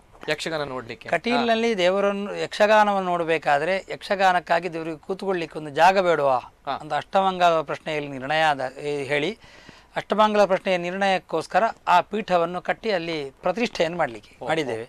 ಅಲ್ಲಿ ಕೂತ್ಕೊಂಡು ದೇವರು ಯಕ್ಷಗಾನವನ್ನು ನೋಡ್ತಾರೆ ಕಟೀಲಿನಲ್ಲಿ ಅಂತ ಐತಿಹ್ಯ. ಅದು ಇತ್ತೀಚಿನ ಪ್ರಶ್ನೆಯಲ್ಲಿ ಪುನಃ ನಿರ್ಣಯ ಆಯಿತು. ಅದು ಈ ಬದಿಯಲ್ಲಿ ದೇವರನ್ನು ನಾವು ಯಕ್ಷಗಾನದ ಇದು ಇತ್ತು, ರಂಗಸ್ಥಳ ಇತ್ತು. ದೇವರಿಗೆ ನೀವು ಪೀಠ ಮಾಡಿದ್ರಿ, ರಂಗಸ್ಥಳವನ್ನು ಮಾತ್ರ ತಿರುಗಿಸಿ ಹಾಕಿ ಆಟ ಆಚೆ ನೋಡುವಾಗ ಮಾಡಿದ್ರಿ. ಹಾಗಾಗಿ ಈಗ ಯಕ್ಷಗಾನವನ್ನು ಸಹ ಅದು ದೇವರ ದಿಕ್ಕಿನಲ್ಲೇ ಪೂರ್ವಕ್ಕೆ ಮುಖವಾಗಿಯೇ ಯಕ್ಷಗಾನ ಯಕ್ಷಗಾನ ಪ್ರದರ್ಶನವನ್ನು ನಾವು ಆರಂಭ ಮಾಡಿದ್ದೀವಿ. ಅದು ತಾಯಿಗೆ ನೋಡ್ಲಿಕ್ಕಾಗಿ ಯಕ್ಷಗಾನ, ಅದು ತಾಯಿಗೆ ಕೂತ್ಕೊಳ್ಳಿಕ್ಕಾಗಿ ಪೀಠ ಅಲ್ವಾ? ರಕ್ತೇಶ್ವರಿ ಪೀಠ ಇದೊಂದು ಕಟೀಲ್ನಲ್ಲಿ ಒಂದು ರಕ್ತೇಶ್ವರಿ ಪೀಠ ಅಲ್ಲ, ರಕ್ತೇಶ್ವರಿ ಸಮೀಪ ಇರತಕ್ಕಂತಹ ದೇವಿಗೆ ಪೀಠ. ಓಕೆ, ರಕ್ತೇಶ್ವರಿ ಪೂಜೆ ಮುಗಿದ ಮೇಲೆ ಬಂದು ಕೂತ್ಕೊಳ್ಳಿಕ್ಕೆ ಅವಳಿಗೆ. ಓಕೆ, ನಾವೆಲ್ಲರೂ ಕೂಡ ಸೂಕ್ಷ್ಮವಾಗಿ ಗಮನಿಸಬೇಕಾಗಿರುವಂತಹ ಅಂಶ, ಅದ್ಭುತವಾಗಿರುವಂತಹ ಒಂದು ಸ್ಥಳ, ಪುರಾಣ ಇತಿಹಾಸ ಇರುವಂತಹ ಕಟೀಲು ಕ್ಷೇತ್ರ. ಅದೇ ರೀತಿ ಇನ್ನೊಂದು ಕಡೆ ಪೌರಾಣಿಕ ಪ್ರಸಂಗಗಳ ಬಗ್ಗೆ, ಕಟೀಲು ಕ್ಷೇತ್ರದ ಪೌರಾಣಿಕ ಪ್ರಸಂಗಗಳ ಬಗ್ಗೆ, ಯಕ್ಷಗಾನ ಪ್ರಸಂಗಗಳ ಬಗ್ಗೆ. ಕಟೀಲು ಮೇಳದಿಂದ ನಡೆಯುವಂಥದ್ದು ಕನ್ನಡ ಪೌರಾಣಿಕ ಯಕ್ಷಗಾನಗಳು ಮಾತ್ರ. ಯಾವುದೇ ಸಾಮಾಜಿಕ ಯಕ್ಷಗಾನಗಳನ್ನು ನಾವು ಕಟೀಲಿನಲ್ಲಿ ಆಡಿಸೋದಿಲ್ಲ. ಯಾವುದಾದ್ರೂ ಒಂದು ಪುರಾಣದಲ್ಲಿ ಅದರ ಕಥೆ ಇರಬೇಕು. ಅಂತಹ ಪ್ರಸಂಗಗಳನ್ನೇ ಯಾರಾದರೂ ಈಗಲೂ ಬರೆದ್ರು ನಾವು ಅದನ್ನು ಯಕ್ಷಗಾನವನ್ನು ಮಾಡ್ತೀರಾ. ಹಾಗಾದ್ರೆ ಪೌರಾಣಿಕ ಪ್ರಸಂಗವೇ ಆಗಬೇಕು. ಅದರಲ್ಲಿ ದೇವಿ ಮಹಾತ್ಮೆ ಕಟೀಲಿ ಕ್ಷೇತ್ರ ಮಹಾತ್ಮದಲ್ಲಿ ಒಬ್ಬಾಖ್ಯಾನ ಕಟೀಲಿನಲ್ಲಿ ಆಗೋದಿಲ್ಲ, ಬೇರೆ ಕಡೆಯಲ್ಲಿ ಆಗ್ತದೆ. ಕಟೀಲಿನಲ್ಲಿ ವರ್ಷಕ್ಕೆ 150ಕ್ಕಿಂತ ಹೆಚ್ಚು ಯಕ್ಷಗಾನ ಕಟೀಲಿನಲ್ಲಿ ಆಗ್ತದೆ. ಆಗುವಂತಹ ಯಕ್ಷಗಾನಗಳೆಲ್ಲವೂ ಇದಲ್ಲದೆ ಬೇರೆ ಇರತಕ್ಕಂತಹ ಪ್ರಸಂಗಗಳು. ದಶಾವತಾರ ಇರ್ಬೋದು, ಕೃಷ್ಣಲೀಲೆ ಕಂಸವಧ ಇರ್ಬೋದು, ನಾನು ಹೇಳಿದ ಕುಮಾರ ಸಂಭವ ಇರ್ಬೋದು, ಕುಮಾರ ವಿಜಯ ಇರ್ಬೋದು, ಅಥವಾ ತ್ರಿಜನ್ಮ ಮೋಕ್ಷ, ಹೀಗೆ ಹಲವಾರು ಪ್ರಸಂಗಗಳು. ಅತಿ ಹೆಚ್ಚು ಯಾವ ಪ್ರಸಂಗವನ್ನು ಆಡಿಸ್ತಾರೆ ಭಕ್ತರು? ಅವರವರ ಒಂದು ವ್ಯವಸ್ಥೆ ಬಗ್ಗೆ ಕೆಲವರಿಗೆ ಗೊತ್ತಿರುವುದಿಲ್ಲ. ಕಟೀಲಿನಲ್ಲಿ ಬಂದಾದ್ಮೇಲೆ ಯಾರೆಲ್ಲೊಬ್ಬರು ಕೇಳ್ತಾರೆ. ಮತ್ತೆ ಕೆಲವರಿಗೆ ಚೆಂಡೆಯ ಪ್ರೀತಿ ಇರ್ತದೆ, ಚೆಂಡೆ ತಿರ್ತದಿಯರ ಬಲ್ಲೆ ಅಂಚಿನಂಚು ಪ್ರಸಂಗ ನಿಗಂಡು ಮಲ್ಬಲ್ಲೆ ಅಂತ ಕೆಲವರು ಹಾಗೆ ಹೇಳುದುಂಟು. ಕೆಲವರು ಎಡ್ಡೆ ನೆತ್ತ ಲಾಯ್ಕಡೆ ಪಾತಿರೋಣ ಪ್ರಸಂಗ ನಿಗಂಡು ಮಲ್ಪಲೆ ಅಂತ ಹೇಳುದುಂಟು. ಚೆಂಡೆ ತಿರ್ತದಿಯರ ಬಲ್ಲೆ ಅಂತ ಹೇಳಿದ್ರೆ ಯಾವ ಪ್ರಸಂಗ ಬರುತ್ತೆ? ಹಾಗಂತ ವೀರ ಈಗ ಸಿಂಹಧ್ವಜ ಕಾಳಗ ಅಂತ ತ್ರಿಜನ್ಮ ಮೋಕ್ಷ ಅಥವಾ ದಶಾವತಾರ, ಇದರಲ್ಲೆಲ್ಲ ಕೆಳಗೆ ಇಳ್ಳಿಕೆ ಇಲ್ಲ ಚೆಂಡೆ. ಹಾಗೆ ನಿಮಗೆ ಅತ್ಯಂತ ಇದು ರಾಮಾಯಣ ಪ್ರಸಂಗ ಹೇಳಿದ್ರೆ ಎಲ್ಲ ಕಡೆಯಲ್ಲಿ ಚೆಂಡೆ ಇರುವುದಿಲ್ಲ. ರಾಮಾಯಣ ಪ್ರಸಂಗ ಮಾಡಿದರೆ ಎಲ್ಲ ಕಡೆಯಲ್ಲಿ ಚೆಂಡೆ ಇರುವುದಿಲ್ಲ. ಕೃಷ್ಣಲೀಲೆ ಹೇಳಿದ್ರೆ ಸ್ವಲ್ಪ ಹಾಸ್ಯ ಇದೆಲ್ಲ ಹೆಚ್ಚಿರುವಂಥವ್ರಿಗೆ ಆ ಪ್ರಸಂಗವನ್ನು ನಿರ್ಧಾರ ಮಾಡ್ತಾರೆ. ಕೃಷ್ಣಲೀಲೆ ಈ ಪ್ರಸಂಗಗಳನ್ನು ನಿಗಾಂಡು ಮಾಡ್ತಾರೆ. ಕೆಲವರು ಆಗಲ್ಲ, ಕೆಲವರಿಗೆ ದೇವರ ಕ್ಷೇತ್ರದ ಮೇಲೆ ಪ್ರೀತಿ ಇರುತ್ತದೆ, ತಿರುಪತಿ ಕ್ಷೇತ್ರ ಮಹಾತ್ಮೆ ಅಂತ ಮಾಡ್ತಾರೆ. ಈಗ ಕಟೀಲಿನಲ್ಲಿ ಆಗುವಾಗ ದೇವಿ ಮಹಾತ್ಮೆ ಮಾಡ್ಲಿಕ್ಕೆ ಆಗುದಿಲ್ಲ, ಆದ್ರೆ ಅವರು ಹಾಗೆ ಹರಕೆಯಲ್ಲಿರ್ತಾರೆ, ದೇವಿ ಬರೋರತ್ತ ಅಂತ ಕೇಳ್ತಾರೆ. ಹಾಗೆ ನಮ್ಮಲ್ಲಿ ಗಾಯತ್ರಿ ಮಹಾತ್ಮೆ ಆಗುವಂಥ ಕ್ರಮ ಉಂಟು. ಅದಕ್ಕೆ ನಾವು ದ್ವಿಭುಜ ದೇವಿಯ ಬರುವಂತಹ ಒಂದು ಕ್ರಮ ಉಂಟು. ಗಾಯತ್ರಿ ಮಹಾತ್ಮೆ ಅನ್ನು ಮಾಡುವಂತಹ ಈ ರೀತಿಯಾಗಿ ಕಟೀಲಿನಲ್ಲಿ ಹಲವಾರು ಪ್ರಸಂಗಗಳು. ಈ ವರ್ಷ ಅದಕ್ಕೆ ಭಕ್ತಾದಿಗಳಿಗೆ ಅದು ಕಾಣಬೇಕೆನ್ನೋ ದೃಷ್ಟಿಯಾಗಿ ಪೌರಾಣಿಕ ಪ್ರಸಂಗಗಳ ಒಂದು ಲಿಸ್ಟ್ ಮಾಡಿ ಹಾಕುವಂತ ಒಂದು ಆಲೋಚನೆ ಇಟ್ಕೊಂಡಿದೆ. ಭಕ್ತಾದಿಗಳು ಸಿಲೆಕ್ಟ್ ಮಾಡ್ಲಿಕ್ಕೆ ಆಗುದಿಲ್ಲ. ಬೇರೆಯವರು ಬೇರೆ ಊರಿನಿಂದ ಬಂದವರಿಗೆ ಯಾವ ಪ್ರಸಂಗ ಆಗ್ಬೋದು ಸಿಲೆಕ್ಟ್ ಮಾಡ್ಲಿಕ್ಕೆ ಆಗುದಿಲ್ಲ. ಸಿಂಹಧ್ವಜ ಕಾಳಗ ಅಂದಿದೆ, ತುಂಬಾ ಚೆಂಡ ಇರುವಂತ. ಹೀಗೆ ಹಲವಾರು ಪ್ರಸಂಗಗಳು, ಕೆಲವು ಆಗದೇ ಇರೋ ಪ್ರಸಂಗಗಳು ಉಂಟು. ಹಿಂದೆ ತುಂಬಾ ಆದದ್ದು 3 ವಜ್ರ ಅಂತ ಒಂದು ಪ್ರಸಂಗ ಇತ್ತು, ಈಗ ಆಗುದೇ ಇಲ್ಲ. ಗೊತ್ತೇ ಅಂತ ಒಂದು ಪ್ರಸಂಗ ಉಂಟು. ಯಶೋಮತಿ ಏಕಾವಳಿ ಅಂತ ಇತ್ತು, ಕೃಷ್ಣ ಗರುಡಿ ಅನ್ನೋದು ಪ್ರಸಂಗ ಇತ್ತು. ಈಗ ಹಲವಾರು ಪ್ರಸಂಗಗಳು ಉಂಟಾ ಅಂತಲೇ ಗೊತ್ತಿಲ್ಲ ಭಕ್ತರಿಗೆ. ಅದಕ್ಕೆ ಈ ವರ್ಷ ನಾವೊಂದು ಆಲೋಚನೆ ಮಾಡಿದ್ದೇವೆ. ಅದಕ್ಕೆ ನಾಳಿನೊಳಗೆ ಆಗ್ತದೆ ಇಲ್ಲ ಗೊತ್ತಿಲ್ಲ, ಲಿಸ್ಟಿಗೆ ಮಾಡಬೇಕು. ನಿನ್ನೆ ನಿರ್ಣಯ ಮಾಡಿದ್ದು ನಾವು ಪೌರಾಣಿಕ ಪ್ರಸಂಗಗಳ ಒಂದು ಲಿಸ್ಟ್ ಅನ್ನು ಕಟೀಲ್ನಲ್ಲಿ ಪಬ್ಲಿಷ್ ಮಾಡುವ ಅಂತ. ಭಕ್ತಾದಿಗಳೊಂದು 15 ದಿವಸ ಮೊದಲು ತಿಳಿಸಬೇಕು. ಯಾವ ಮೇಳದವರು ಸಹ ಆ ಪ್ರಸಂಗವನ್ನು ಆಡ್ತಾರೆ. ಯಾಕಂದ್ರೆ ಎಲ್ಲ ಕಲಾವಿದನಿಗೆ ಎಲ್ಲ ಪ್ರಸಂಗಗಳ ಮಾಹಿತಿ ಇರುವುದಿಲ್ಲ. ಹಾಗಾಗಿ 15 ದಿವಸ ಮೊದಲು ಹೇಳಿದ್ರೆ ಗೊತ್ತಿದ್ದ ಕಲಾವಿದ ಅವರಿಗೆ ಮಾಹಿತಿಯನ್ನು ನೋಡಿಕೊಂಡು ಅವರನ್ನು ಆ ಪ್ರಸಂಗಕ್ಕೆ ಸಜ್ಜುಗೊಳಿಸ್ತಾರೆ. ಆದ್ರಿಂದ ಇವರಿಗೆ ಕಲಾವಿದರಿಗೂ ಸಹ ಎಲ್ಲ ಪ್ರಸಂಗಗಳ ಅನುಭವ ಬಂದಾಗೆ ಆಗ್ತದೆ. ಕಟೀಲ್ನಲ್ಲಿ ಕಾಯಂ ಯಕ್ಷಗಾನ ನೋಡುವವರಿಗೆ ದಿವಸಕ್ಕೊಂದು ಹೊಸ ಪ್ರಸಂಗಗಳನ್ನು ಕಂಡಾಗೆ ಆಗ್ತದೆ. ಮತ್ತು ಆ ಪೌರಾಣಿಕ ಪ್ರಸಂಗಗಳು ಎಲ್ಲದಕ್ಕೂ ನ್ಯಾಯ ಸಿಕ್ಕಿ ಬರೆದಂತಹ ಕವಿಗೆ ಒಂದು ನ್ಯಾಯ ಸಿಕ್ತದೆ. ನಿಜವಾಗ್ಲು ಹೌದು. ಪೌರಾಣಿಕ ಪ್ರಸಂಗಗಳು ನಿಜವಾಗ್ಲೂ ಹಲವಾರು ಪ್ರಸಂಗಗಳಿದೆ. ಕೇಳಿದಾಗ ಗೊತ್ತಾಗುತ್ತೆ, ಅಸ್ರಣ್ಣರು ಹೇಳಿದಾಗ ಗೊತ್ತಾಗುತ್ತೆ. ಅದೇ ರೀತಿ ನಿಜವಾಗ್ಲೂ ಕೂಡ ಹೆಮ್ಮೆ ಅನಿಸುತ್ತೆ. ನಮ್ಮ ಕರಾವಳಿ ಭಾಗದ ಗಂಡುಕಲೆ ಅನ್ನುವಂತಹ ವಿಚಾರ ಯಕ್ಷಗಾನದಲ್ಲಿ ದೈವಿ ಶಕ್ತಿ, ದೈವಿ ಸ್ವರೂಪವನ್ನ ನೋಡಿದವರು ನಾವು ಕಟೀಲು ಕ್ಷೇತ್ರ ಮಹಾತ್ಮೆಯ ಮೂಲಕ, ಕಟೀಲಿನ ಯಕ್ಷಗಾನ ಮೇಳಗಳ ಮೂಲಕ. ಅದೇ ರೀತಿ 3 ಗಣ್ಯ ವ್ಯಕ್ತಿಗಳು ಇವತ್ತಿನ ಕಾರ್ಯಕ್ರಮದಲ್ಲಿ ನಮ್ಮ ಜೊತೆ ಇದ್ದಾರೆ. ಕೊನೆಯದಾಗಿ ಕಲ್ಲಾಡಿ ದೇವಿಪ್ರಸಾದ್ ಶೆಟ್ಟಿ ಅವರು ಏನ್ ಹೇಳಲಿಕ್ಕೆ ಇಷ್ಟಪಡ್ತೀರಾ ಸರ್ ಜನತೆಗೆ? ಅದೇ ರೀತಿ ಕಟೀಲು ಕ್ಷೇತ್ರದ ಸೇವೆ ಮಾಡ್ತಾ ಇದ್ರು, ಕೊನೆಯದಾಗಿ ತಮ್ಮ ಮಾತುಗಳು ಸರ್. ಮಾತು ಕಡಿಮೆ ಆದ್ರೂ ಕೂಡ ಕೊನೆಯದಾಗಿ ಸರ್. ಎಲ್ಲ ಒಟ್ಟಿಗೆ ಹೇಳ್ತಾರೆ ದಾದ ಬಂದ್ಪಡ್ ಸರ್ ಮಾತಾ ಒಂಜಿ ಸೇವೆ ಗೊಬ್ಬವನ್ನ ಹಾಕ್ಲಿಗ್ಲ ಅಂಚನೆ ಕಟೀಲು ಅಪ್ಪನ ಸೇವೆ ಮಲ್ತೊಂದು ಬರೋದಿಲ್ಲ ಈತು ವರ್ಷದಿಂದ ಎಂಕ್ಲೆಗ್ಲ ಬಾರಿ ಖುಷಿತ ವಿಚಾರ ಐತ ಬಗ್ಗೆ ಬಾರಿ ಹೆಮ್ಮೆ ಉಂಡು ಇರ್ನ ವಿಚಾರ ದಾದ ಬಂದ್ಪಡ್ ಸರ್. ಈ ಕೊರೋನಾದ ಸಂದರ್ಭಡು ಅಕ್ಕಳು ಈ ನಮ್ಮ ಕುಡ್ಲ ಟಿವಿ ವಾಯಿಂದೆ ತೂದು ಆಯ್ನಾತ್ ಎಂಕ್ಲೆಗ್ಲ ಪ್ರೋತ್ಸಾಹ ಕೊರಡು ಬತ್ತನ್ನ ಈ ನಿಯಮ ಪೂರ ಎಂಕಲು ಉಲ್ಲಂಘನೆ ಮಲ್ತಿಲ್ಲ ಕಾಪು ಸಹಕಾರ ಕೊರಡು. ಧನ್ಯವಾದ ಸರ್. ಅದೇ ರೀತಿ ಸುಣ್ಣಂಬಲ್ ಅವರು ಕೊನೆಯದಾಗಿ ಸರ್. ಅದೇ ಭಕ್ತಾದಿಗಳ ಸಹಕಾರ, ಆಮೇಲೆ ದೇವಸ್ಥಾನದ ಪ್ರೋತ್ಸಾಹ, ಕಲಾಭಿಮಾನಿಗಳ ಪ್ರೋತ್ಸಾಹ, ಇದೆಲ್ಲದರ ಮೂಲಕವಾಗಿ ಹೀಗೆ ವಿಜೃಂಭಣೆಯಿಂದ ಬೆಳೆಯುತ್ತಾ ಉಂಟು ಮೇಳ. ಇನ್ನು ಮುಂದೆಯೂ ಪೂರ್ಣ ಸಹಕಾರ ಅವರದ್ದು ಹಾಗೆ ಬರಲಿ. ಅವರ ಅಭೀಷ್ಟಗಳು ಸಿದ್ಧಿಯನ್ನು ಆ ಬ್ರಾಹ್ಮರಿ ದೇವಿ ಒದಗಿಸಿಕೊಡಲಿ. ಯಕ್ಷಗಾನದ ಕಲಾ ಪ್ರೀತಿ ಜನರಲ್ಲಿ ವೃದ್ಧಿಗೊಳ್ಳಲಿ. ಸದಭಿರುಚಿಯ ಒಂದು ಅಪೇಕ್ಷೆ ಅವರಲ್ಲಿ ಮೂಡಲಿ. ಯಾಕೆಂದರೆ ಕಟೀಲು ಮೇಳದಲ್ಲಿ ಈಗ ಸಾಧ್ಯ ಇದ್ದಷ್ಟು ಪೂರ್ವ ರಂಗಾಲ ಉಳಿಸಿಕೊಂಡು ಮುನ್ನಡೆಯುವ ಮೇಳ, ಅಂದರೆ ಫುಲ್ ನೈಟ್ ಆಟ ಆದ ಕಾರಣ ನಮಗೆ ಅದನ್ನು ಸಾಧ್ಯ ಆಗ್ತದೆ. ಮತ್ತು ಕಾಲಮಿತಿಗೆ ಬಂದ ಕೂಡಲೇ ಯಾವ ಮೇಳಗಳಿಗೆ ಅದು ಸಾಧ್ಯ ಆಗೋದಿಲ್ಲ. ಬಾಲಗೋಪಾಲ, ಕೋಡಂಗಿ, ಮುಖ್ಯಶ್ರೀ ವೇಷ ಮತ್ತು ಕಸೆಶ್ರೀ ವೇಷ, ಹೀಗೆ 8:30ಗೆ ಚೌಕಿ ಪೂಜೆ ಆದರೆ 10:15-10:30 ತನಕ ಇದೇ ಪೂರ್ವ ರಂಗವೇ ಇರುತ್ತೆ. ಇದು ಈಗಲೂ ಊರ್ಜಿತದಲ್ಲಿ ಉಳಿದಿರುವುದು ಕಟೀಲು ಮೇಳದಲ್ಲಿ, ತೆಂಕುತಿಟ್ಟಿನಲ್ಲಿ. ಹಾಗೆ ಒಂದು ಪರಂಪರೆಯ ಅಲ್ಪ ಸ್ವಲ್ಪ ಆದರೂ ಒಂದು ಲಕ್ಷಣಗಳಿರುವ ಈ ಮೇಳವಾದ್ದರಿಂದ ಅದನ್ನು ಪ್ರೋತ್ಸಾಹಿಸಬೇಕೆಲ್ಲ ಕಲಾಭಿಮಾನಿಗಳು. ದೈವ ಕೃಪೆ ಅವರಿಗೆಲ್ಲರಿಗೂ ಸಿಗಬೇಕು, ಅವರ ಇಷ್ಟಾರ್ಥ ಸಿದ್ಧಿಯಾಗಬೇಕು ಅಂತ ನಾನು ಹಾರೈಸ್ತೇನೆ. ಧನ್ಯವಾದಗಳು ಸರ್. ಕೊನೆಯದಾಗಿ ಅಸ್ರಣ್ಣ ಅವರು. ಕಟೀಲು ಮೇಳ ಹೇಳಿದರೆ ಅದರಲ್ಲಿ ಒಂದು ದೇವಸ್ಥಾನ, ಎರಡನೇದಾಗಿ ಮೇಳದ ಸಂಚಾಲಕರು ಅಂತಿರ್ತಾರೆ, ಮೂರನೇದ್ದು ಕಲಾವಿದರು, ಆಮೇಲೆ ಸೇವಾಕರ್ತರು, ಆಮೇಲೆ ಕಲಾ ಪ್ರೇಕ್ಷಕರು. ಒಂದು 5 ಕೊಂಡಿಯಿಂದ ಈ ಕಟೀಲು ಮೇಳ ಎನ್ನುವಂಥದ್ದು ನಾವು ನಡೀತದೆ. ಸುಣ್ಣಂಬಳದವರು ಹೇಳಿದ ಹಾಗೆ ಆ ಕೊಂಡಿ ಸರಿಯಾಗಿ ಉಳಿಯಬೇಕಾದ್ರೆ ದೇವಸ್ಥಾನದಿಂದ ಸಂಪ್ರದಾಯಬದ್ಧವಾದಂತಹ ಯಕ್ಷಗಾನ ನಡಿಬೇಕು, ಆ ಪರಂಪರೆ ಉಳಿಬೇಕು. ಪರಂಪರೆ ಉಳಿಬೇಕಾದ್ರೆ ಪರಂಪರೆಗೆ ಸಂಚಾಲಕರು ಪ್ರಯತ್ನ ಪಟ್ಟರೆ ಸಾಕಾಗೋದಿಲ್ಲ, ಕಲಾವಿದರು ಸಹಕಾರ ಕೊಡಬೇಕು. ಅದರೊಂದಿಗೆ ಸೇವಾಕರ್ತರು ಸಹಕಾರ ಕೊಡಬೇಕು. ಅಂಥದ್ದೇ ಬೇಕು ಇಂಥದ್ದು ಬೇಕು ಅಂತಲ್ಲ, ಒಳ್ಳೆಯ ಯಕ್ಷಗಾನವೇ ಬೇಕು ಎನ್ನುವಂತಹ ರೀತಿಯ ಒಂದು ಸೇವಾಕರ್ತರು ಬೇಕು. ಅದನ್ನೇ ಇಷ್ಟಪಡತಕ್ಕಂತಹ ಕಲಾ ಪ್ರೇಕ್ಷಕರು ಬೇಕು. ಈಗ 5 ಒಟ್ಟು ಸೇರಿದರೆ ಮಾತ್ರ ಅದು ಯಕ್ಷಗಾನವಾಗಿಯೇ ಉಳಿಲಿಕ್ಕೆ ಸಾಧ್ಯ. ಹಾಗಾಗಿ ದೇವಸ್ಥಾನಕ್ಕೆ ಅದನ್ನು ಹಾಗೆ ಉಳಿಸಬೇಕೆನ್ನುವಂಥ ಒಂದು ಹಂಬಲ ಉಂಟು. ನೀವು ಯಕ್ಷಗಾನದ ಮೂಲ ಸ್ವರೂಪ ಎಲ್ಲಿ ಉಂಟು ಹೇಳಿದ್ರೆ ಕಟೀಲಲ್ಲಿ ನೋಡಿ ಅಂತ ಆಗಿರಬೇಕು, ಆಗಬೇಕು. ಈಗ ಇಲ್ಲದೆ ಆಗದೆ ಕೆಲವು ತಪ್ಪಿದ್ರೂ ಅದನ್ನು ಪುನಃ ಸರಿಪಡಿಸಬೇಕೆನ್ನುವಂಥ ಒಂದು ಹಂಬಲ ನಮಗುಂಟು. ಅದಕ್ಕೆ ಇವರೆಲ್ಲರ ಪ್ರೋತ್ಸಾಹ ಕೊಡಬೇಕು ಅಂತ ನಾನು ಕೇಳಿಕೊಳ್ತೇನೆ. ನಿಜವಾಗ್ಲೂ ಕೂಡ ಅದ್ಭುತವಾಗಿರೋ ಮಾತುಗಳು. ಅದೇ ರೀತಿ ಯಕ್ಷಗಾನ ಅಂತ ಬಂದಾಗ ಕರ್ನಾಟಕದ ಗಂಡು ಕಲೆ, ಶಾಸ್ತ್ರೀಯ ಕಲೆ ಅನ್ನುವಂಥದ್ದು ಕರ್ನಾಟಕದ ಕಲೆಯ ಪ್ರಮುಖಗಳಲ್ಲಿ ಅನೇಕ ಕಲೆಯ ವಿಚಾರಗಳಲ್ಲಿ ಬಂದಾಗ ಯಕ್ಷಗಾನ ಮೊದಲನೇ ಸ್ಥಾನದಲ್ಲಿ ಬರುತ್ತೆ. ಮಾತ್ರ ಅಲ್ಲ, ಯಕ್ಷಗಾನಕ್ಕೆ ದೈವಿ ಶಕ್ತಿ ಇದೆ, ದೈವಿ ಸ್ವರೂಪ ಇದೆ ಅನ್ನುವಂಥದ್ದು, ದೈವಿ ಭಕ್ತಿ ಇದೆ ಅನ್ನುವಂಥದ್ದು ಕಟೀಲು ಶ್ರೀ ದುರ್ಗಾ ಪರಮೇಶ್ವರಿ ಯಕ್ಷಗಾನ ಮೇಳದಲ್ಲಿ ಗೊತ್ತಾಗುವಂತಹ ವಿಚಾರ. ಇಡೀ ವಿಶ್ವ ಪ್ರಸಿದ್ಧಿಯನ್ನು ಪಡೆದಿರುವಂತಹ ಕಟೀಲು ಶ್ರೀ ದುರ್ಗಾ ಪರಮೇಶ್ವರಿ ಯಕ್ಷಗಾನ ಮೇಳ. ಈ ಮೇಳದ ಗಣ್ಯ ವ್ಯಕ್ತಿಗಳು ಇವತ್ತಿನ ಕಾರ್ಯಕ್ರಮದಲ್ಲಿ ನಮ್ಮ ಜೊತೆ ಇದ್ದಾರೆ. ಅದೇ ರೀತಿ ಯಾವ ರೀತಿ ಯಕ್ಷಗಾನ, ಅದೇ ರೀತಿ ಕಟೀಲು ಶ್ರೀ ಕ್ಷೇತ್ರ, ದುರ್ಗಾ ಪರಮೇಶ್ವರಿ ಕ್ಷೇತ್ರಕ್ಕೂ ಯಕ್ಷಗಾನಗೂ ಇರುವಂತಹ ನಂಟು, ಅದೇ ರೀತಿ ಅಲ್ಲಿರುವಂತಹ ಅನೇಕ ಸ್ವಾರಸ್ಯಕರವಾಗಿರುವಂತಹ ಘಟನೆಗಳು, ಕಷ್ಟ ಅಂತ ಬಂದಾಗ, ಜೀವನದಲ್ಲಿ ಮುಂದೇನು ಇಲ್ಲ ಅಂತ ಬಂದಾಗ ಆ ದೇವಿಗೆ ಯಕ್ಷಗಾನದ ರೂಪದಲ್ಲಿ ಹರಕೆಯನ್ನು ಹೊತ್ತರೆ ಆ ಎಲ್ಲ ಬೆಟ್ಟದಷ್ಟು ಕಷ್ಟಗಳು ಕ್ಷಣಾರ್ಧದಲ್ಲಿ ಎಲ್ಲವೂ ಕೂಡ ಪರಿಹಾರ ಆಗುತ್ತೆ ಅನ್ನುವಂತಹ ಅಚಲವಾಗಿರುವಂತಹ ನಂಬಿಕೆ, ಆ ನಂಬಿಕೆಗೆ ಹುರುಪು ಕೊಡುವಂತಹ, ಆ ನಂಬಿಕೆಗೆ ಶಕ್ತಿ ತುಂಬುವಂತಹ ಅದೆಷ್ಟೋ ಸತ್ಯ ನಿದರ್ಶನಗಳು ನಮ್ಮ ಕಣ್ಣ ಮುಂದೆ.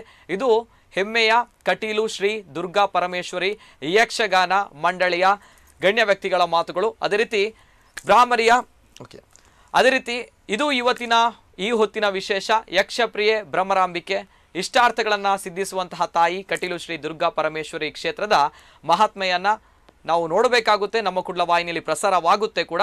ಗಣ್ಯ ವ್ಯಕ್ತಿಗಳಿದ್ದಾರೆ ನಮ್ಮ ಜೊತೆ. ಸುಣ್ಣಂಬಳ ಅವರು ಧನ್ಯವಾದಗಳು ಸರ್. ಅದೇ ರೀತಿ ಅಸರಣ ಅವರು ಧನ್ಯವಾದಗಳು ಭಟ್ರೆ. ನಮಸ್ಕಾರ. ಅದೇ ರೀತಿ ಕಲ್ಲಾಡಿ ದೇವಪ್ರಸಾದ್ ಶೆಟ್ಟಿ ಅವರು ಧನ್ಯವಾದಗಳು ಸರ್. ಮೂವರು ಗಣ್ಯ ವ್ಯಕ್ತಿಗಳು ಇವತ್ತಿನ ಕಾರ್ಯಕ್ರಮದಲ್ಲಿ ನಮ್ಮ ಜೊತೆ ಇದ್ದಾರೆ. ನಿರಂತರ ಸುದ್ದಿ ಹಾಗೂ ಮನೋರಂಜನೆಗಾಗಿ ನೋಡ್ತಾ ಇರಿ ನಮ್ಮ ಕುಡ್ಲ ನ್ಯೂಸ್ 24/7.